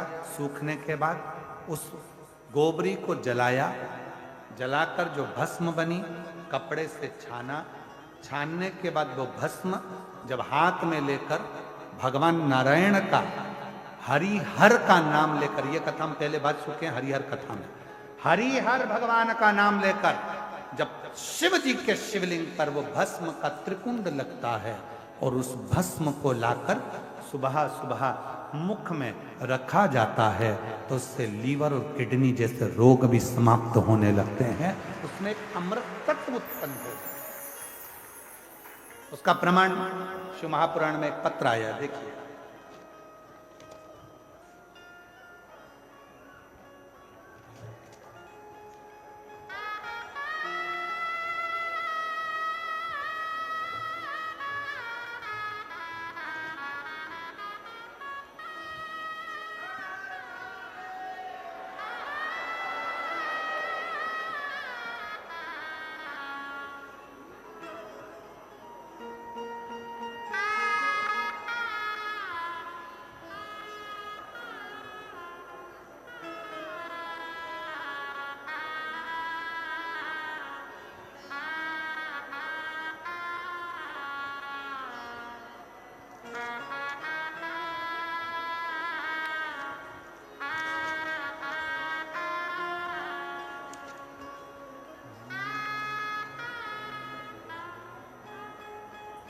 फूलों में कलियों में काशी की गलियों में, फूलों में कलियों में काशी की गलियों में, तेरे बिना कुछ कहे ना, तेरे बिना भी क्या जीना, ओ भोले रे, तेरे बिना भी क्या जीना। गुरु जी, मेरा नाम सरिता तोमर है, मेरे पति का नाम महावीर सिंह तोमर है। मैं उत्तराखंड के जसपुर की रहने वाली हूँ। कहीं बैठी हो हाथ हिला सकती हूँ, कहीं बैठी हो तो हाथ हिला सकती हूँ, और अगर बैठी हो तो आ सकती हैं एक बेलपत्र लेने के लिए। तुम सब काहे खड़े हो गए? बैठ जाओ, बैठ जाओ, बैठ जाओ। 7 साल से मेरा लीवर खराब है, डॉक्टर इसको बदलने का कह रहे हैं, पर इलाज कराते कराते मुझे 7 साल हो गए। तब किसी एक बहन जी ने हॉस्पिटल में मुझसे कहा कि वो सीहोर वाला बाबा कथा कहता है, उसका कोई एक उपाय जरूर करो। मैंने पशुपतिनाथ का व्रत किया। व्रत करने के बाद मैं सीहोर गई, वहाँ पर मैंने गुरु पूर्णिमा की कथा भी सुनी और कथा सुनने के बाद आपने भस्म का प्रयोग करना बताया। जिस भस्म के प्रयोग को मैंने करा और आज बाबा की कृपा से मेरा लीवर काम करना प्रारंभ कर दिया और बाबा की कृपा से मैं स्वस्थ। कहीं बैठी हो तो आ सकती। एक पत्र और है। मेरा नाम प्रत्युषा ओझा है। मेरी आयु 16 वर्ष है। मेरे पिता का नाम रविंद्र ओझा है। मेरी माता का नाम रितु ओझा है। कहीं बैठी हो तो हाथ हिला सकती हैं। आप ही हैं, आ जाइए। रितु ओझा। मैं नाका बाईपास अयोध्या की रहने वाली हूँ। नाका बाईपास अयोध्या की रहने वाली हूँ। आप अयोध्या से आई हैं, मैं आपके चरणों को प्रणाम करता हूँ। मेरे रामलला की भूमि से आप पहुँचे। अयोध्या की रहने वाली हूँ। मेरा मोबाइल नंबर यह है। एक लोटे जल का मैं क्या वर्णन करूं। मैं मार्च 2023 में अपनी नानी के घर गई थी। वहीं मेरी बहू बहुत तेज तबीयत खराब हो गई और कुछ भी खाते पचता नहीं। फिर हम डॉक्टर के पास गए। डॉक्टर से अल्ट्रासाउंड कराया।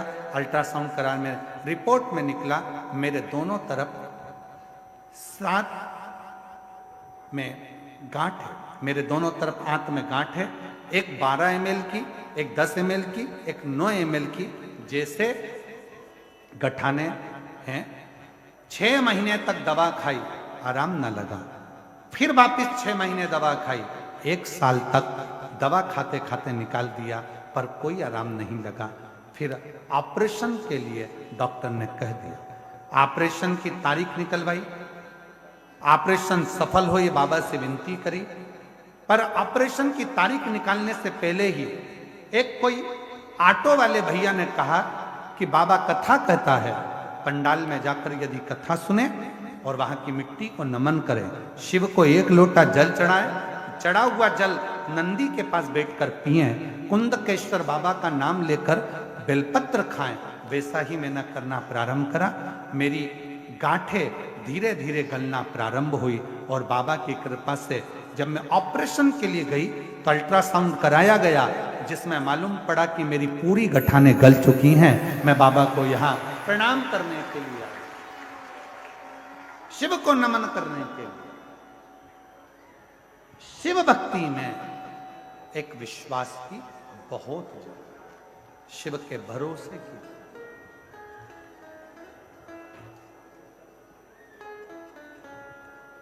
और मेरे भोले तेरा सहारा है, मेरे भोले तेरा सहारा है, मेरी नैया का तू किनारा,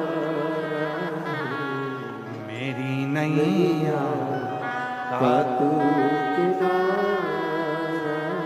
उसे दिल से कहो, वो दिल से देगा, दिल से। वो देने में कमी नहीं रखता हमारा। उससे बस केवल हृदय से कहोगे, वो स्वीकार कर, स्वीकार कर। इसीलिए फिर निवेदन, बाबा को अपने मन का भाव दिल से प्रार्थना करो।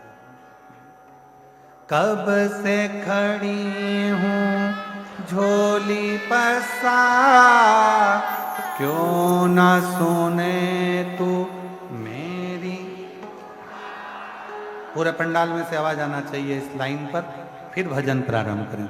कब से खड़ी हूँ, क्यों ना सुने तू।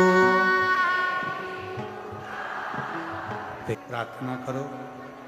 ये कथा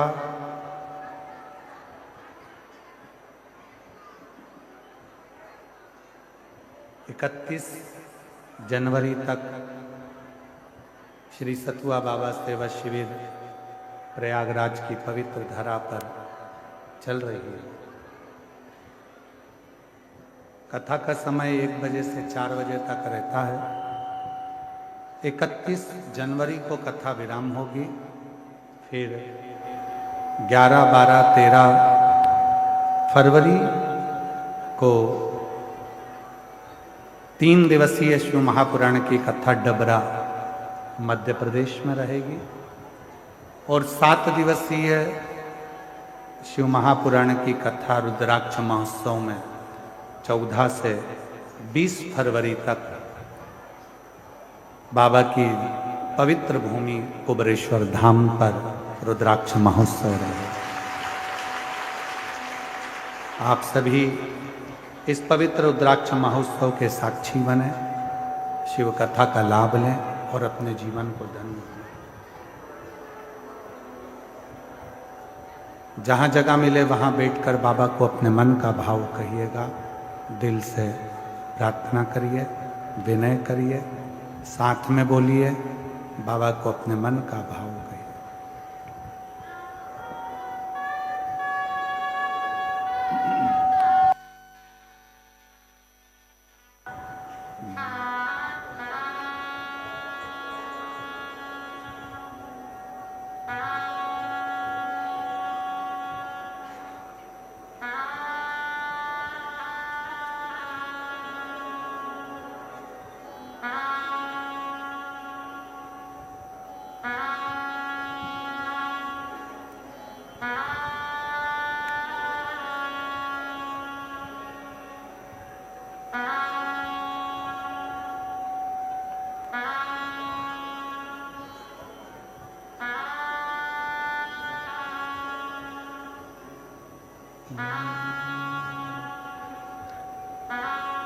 श्री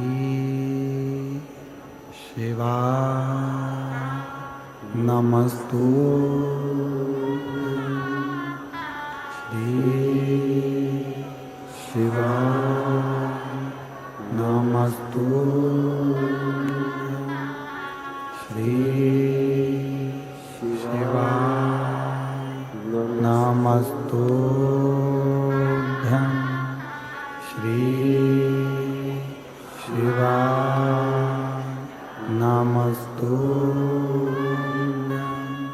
श्री शिवा नमस्तु। भोला सब दुख का ओ भोला सब दुख का शिव शंकर जपूं तेरी माला, भोले बाबा जपूं तेरी माला, भोला सब दुख का ओ भोला सब दुख का। वेश है मंगल मंगलकारी, वेश है मंगल मंगलकारी, शमशान वासी हमारा, शमशान वासी हमारा, ओ भोला सब दुख का ओ भोला सब दुख का।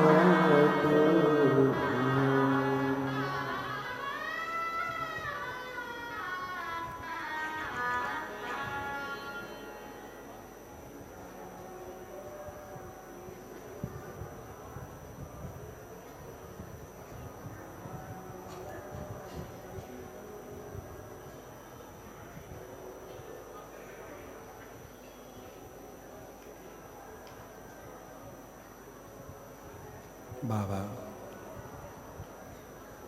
देवादिदेव महादेव, भगवान शिव, ओगड़दानी, त्रिकालदर्शी, कैलाशी, अविनाशी, भगवान शंकर की पवित्र कथा का शिव महापुराण की कथा वर्णन करती है। शिव तत्व कहता,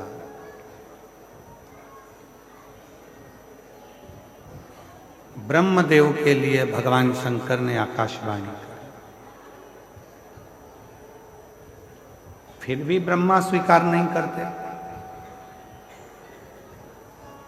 तब ब्रह्मा जी भगवान शिव के शिवलिंग का शीश देखने के लिए गए।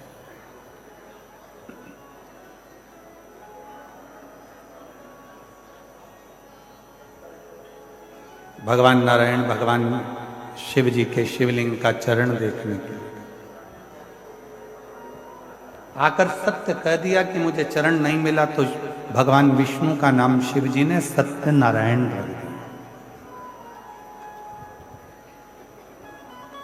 प्रथम आकर तुम सत्य बोले हो, इसलिए संसार सागर में जिसके यहां भी कोई शुभ कार्य होगा, दुनिया के लोग आपकी पूजन करेंगे, सत्यनारायण के रूप में पूजे जाओगे, सत्यनारायण के रूप में आपका नाम रहेगा। तब से आज तक पृथ्वी पर जब भी कोई अच्छा कार्य होता है तो लोग सत्यनारायण भगवान का पूजन, आराधना, अर्चना, साधना करते हैं। सत्यनारायण भगवान की आराधना, साधना। बोले सत्यनारायण भगवान की। सत्यनारायण भगवान की आराधना साधना सत्य से। फिर प्रसंग आया, ब्रह्मा जी केतकी के पुष्प को और गौ माता को लेकर आए, दोनों ने झूठ बोल दिया। तब जैसे ही दोनों ने झूठ बोला, शिव जी ने उन दोनों को शाप। केतकी के पुष्प, तू झूठ बोलता, इसलिए सारे देवताओं पर चढ़ेगा पर शिव पर कभी नहीं चढ़ेगा।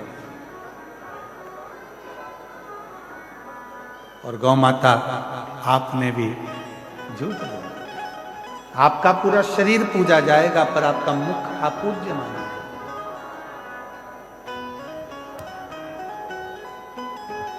शिव कथा कथी है, भगवान शंकर का चरित्र कथा है, शिव महापुराण की कथा कथी है।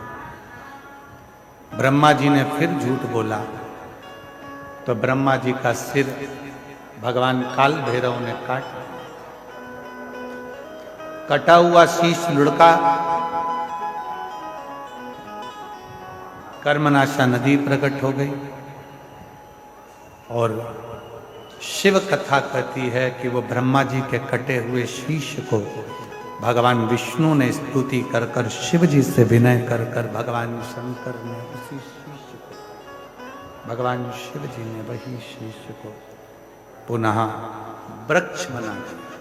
बट वृक्ष के रूप में भगवान ब्रह्मा जी के कटे हुए शीश का स्वरूप उत्पन्न कर। देखिए, 33 कोटि देवता में केवल एक देव अधिदेव महादेव ऐसे हैं जो प्रकृति के देव माने। प्रकृति के देवता के रूप में पूजा जाता है। जल तत्व हो, वायु तत्व हो, जितने भी स्वरूप हैं शिव के, वो प्रकृति के रूप में पूजे जाते हैं। इसलिए एक नियम बनाए, हम लोगों ने एक विचार करा है विठले सेवा समिति कुबेरेश्वर धाम सीहोर ने, कि आने वाली जो महाशिवरात्रि है 15 फरवरी को,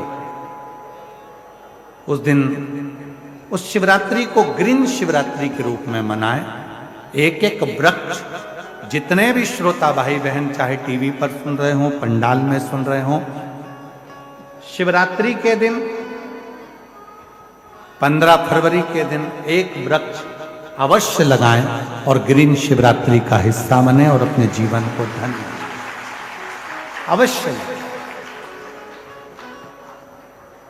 शंकर जी को जल चढ़ाते हो, वैसे उस वृक्ष में भी थोड़ा थोड़ा जल दें, जिससे आने वाले समय में जब वृक्ष लगे, बेलपत्री का पौधा जब वृक्ष के रूप में लग जाएगा, आप और हमारा तो शरीर छूट जाएगा, आप और हमारा शरीर तो चला जाएगा, पर बेलपत्री का वृक्ष यदि संसार सागर में रहेगा तो उस वृक्ष की पत्तियां टूटकर जब देव अधिदेव महादेव पर चढ़ेगी तो कम से कम ये तो रहेगा कि हम चले गए, पर वो बेलपत्री के वृक्ष की पत्ती देव अधिदेव महादेव की सेवा में रोज लगे, प्रतिदिन लगे।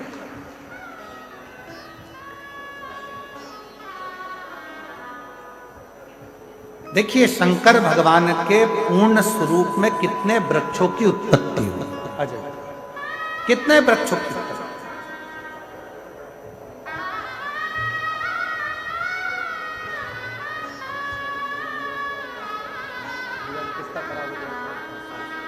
ठीक है,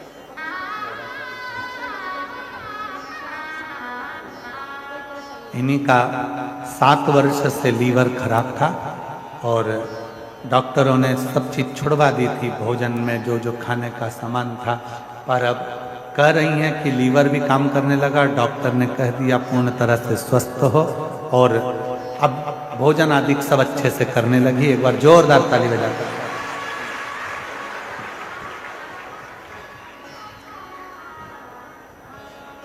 शिव ने कितने वृक्षों का निर्माण किया। वट वृक्ष भगवान शंकर ने निर्मित किया ब्रह्मा जी के शीश से।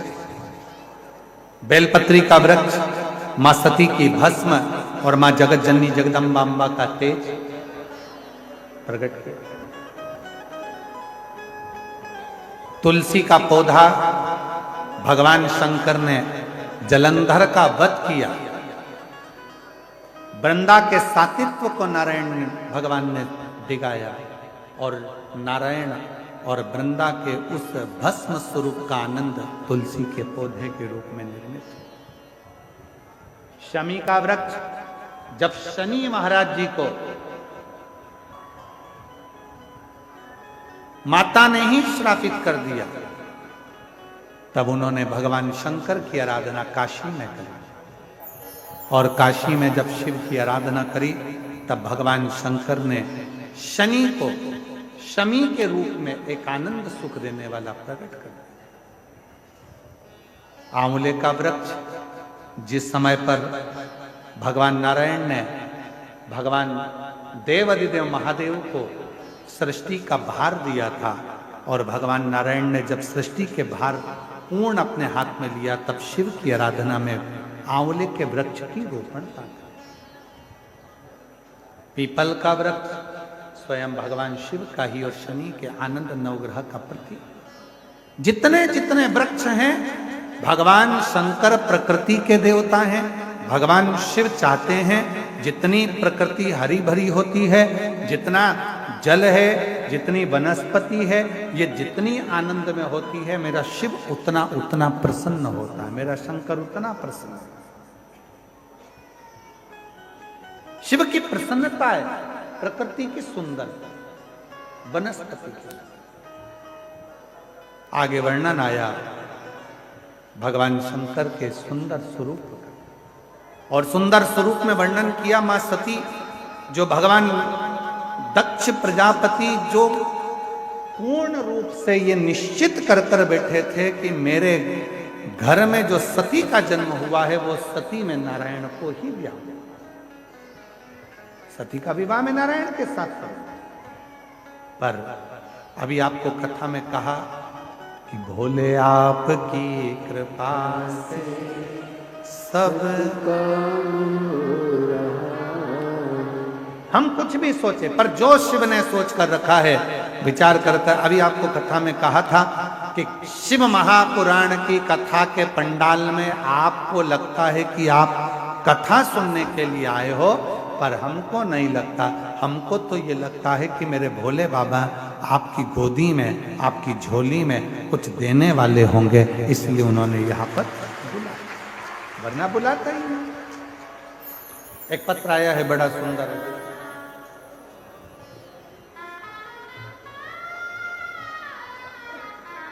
मैं सविता मिश्रा लखनऊ से आई, कहीं बैठी हो तो हाथ हिला सकती हैं। सविता मिश्रा लखनऊ से। बाबा मैं क्या बखान करूं, पिछले साल 12 फरवरी 2025 को जब हम अपनी भाभी के साथ इसी पंडाल में सतुआ बाबा की यहीं कथा सुनने के लिए आए थे, तब मेरी बड़ी बेटी के लिए मैं प्रार्थना करने के लिए आई, क्योंकि मैंने सुना था कि जो पंडाल में मांगा जाता है वो मिलता है। मैं मेरी बड़ी बेटी की शादी के लिए चिंतित थी और छोटी बेटी के लिए मैंने मेरी छोटी बेटी विभा मिश्रा, उसके लिए मैंने बाबा से प्रार्थना करी थी कि मेरी बेटी यूपीएससी का एग्जाम देती है पर क्लियर नहीं होता।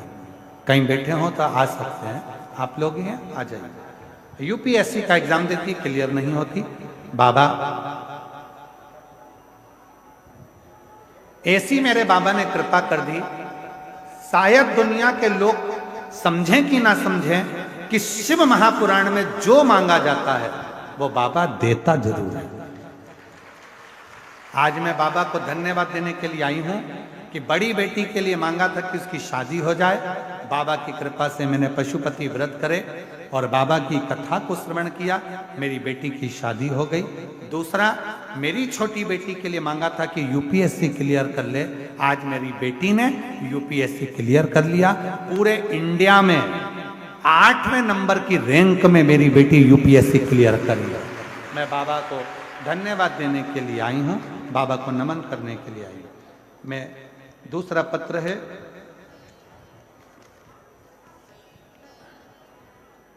मैं बिंदु यादव, पति उमा शंकर यादव।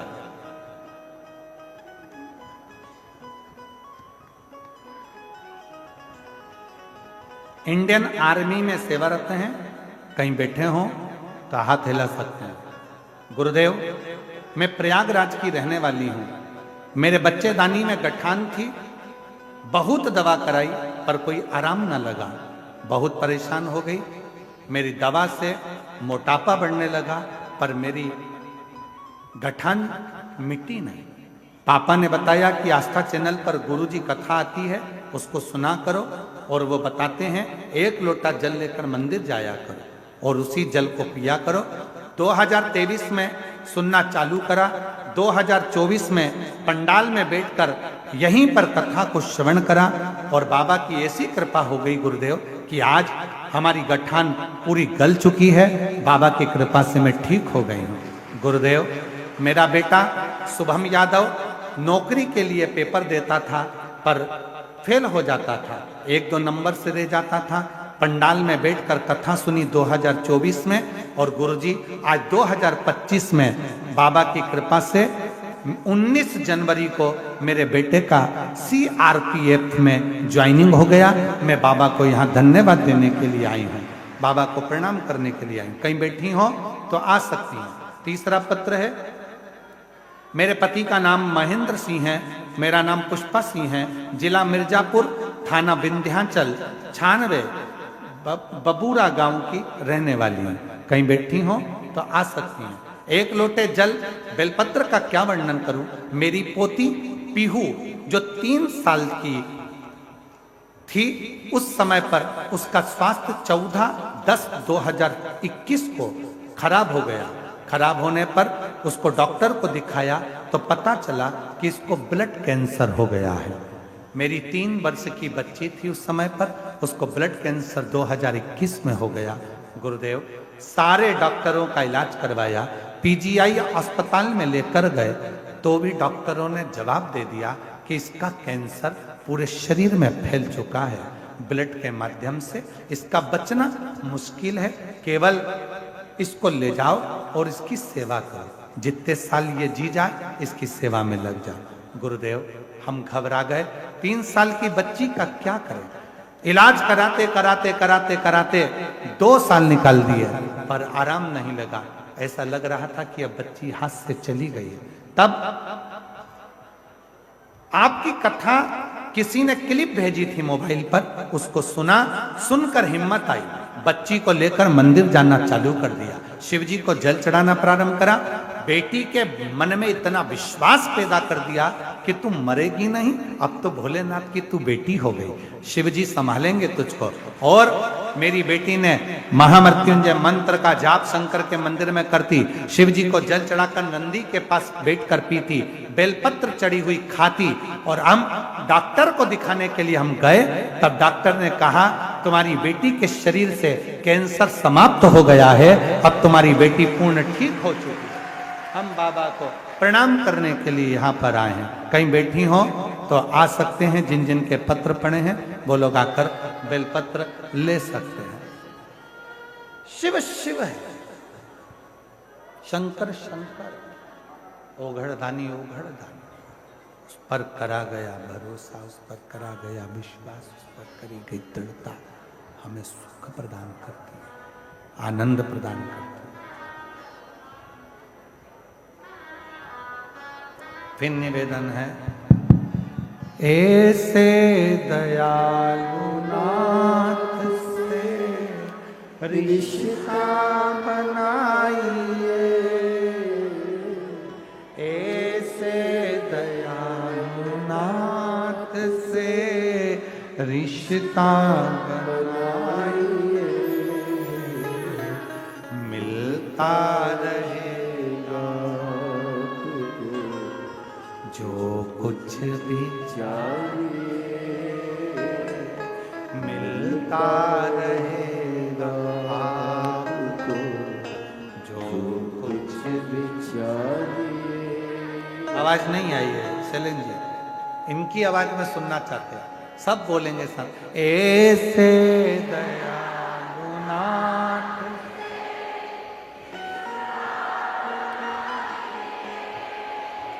वाह,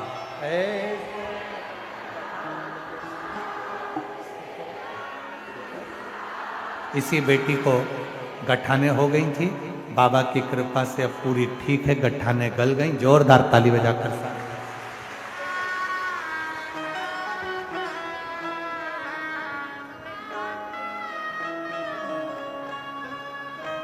आते जाओ, आते जाओ, बेलपत्र लाओ।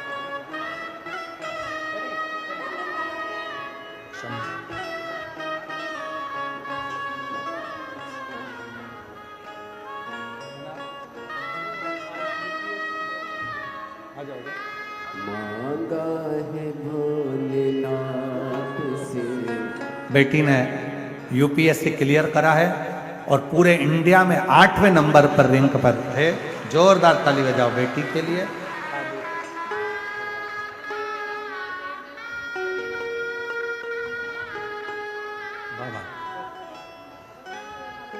ऐसे दयालु नाथ से रिश्ता बनाइए,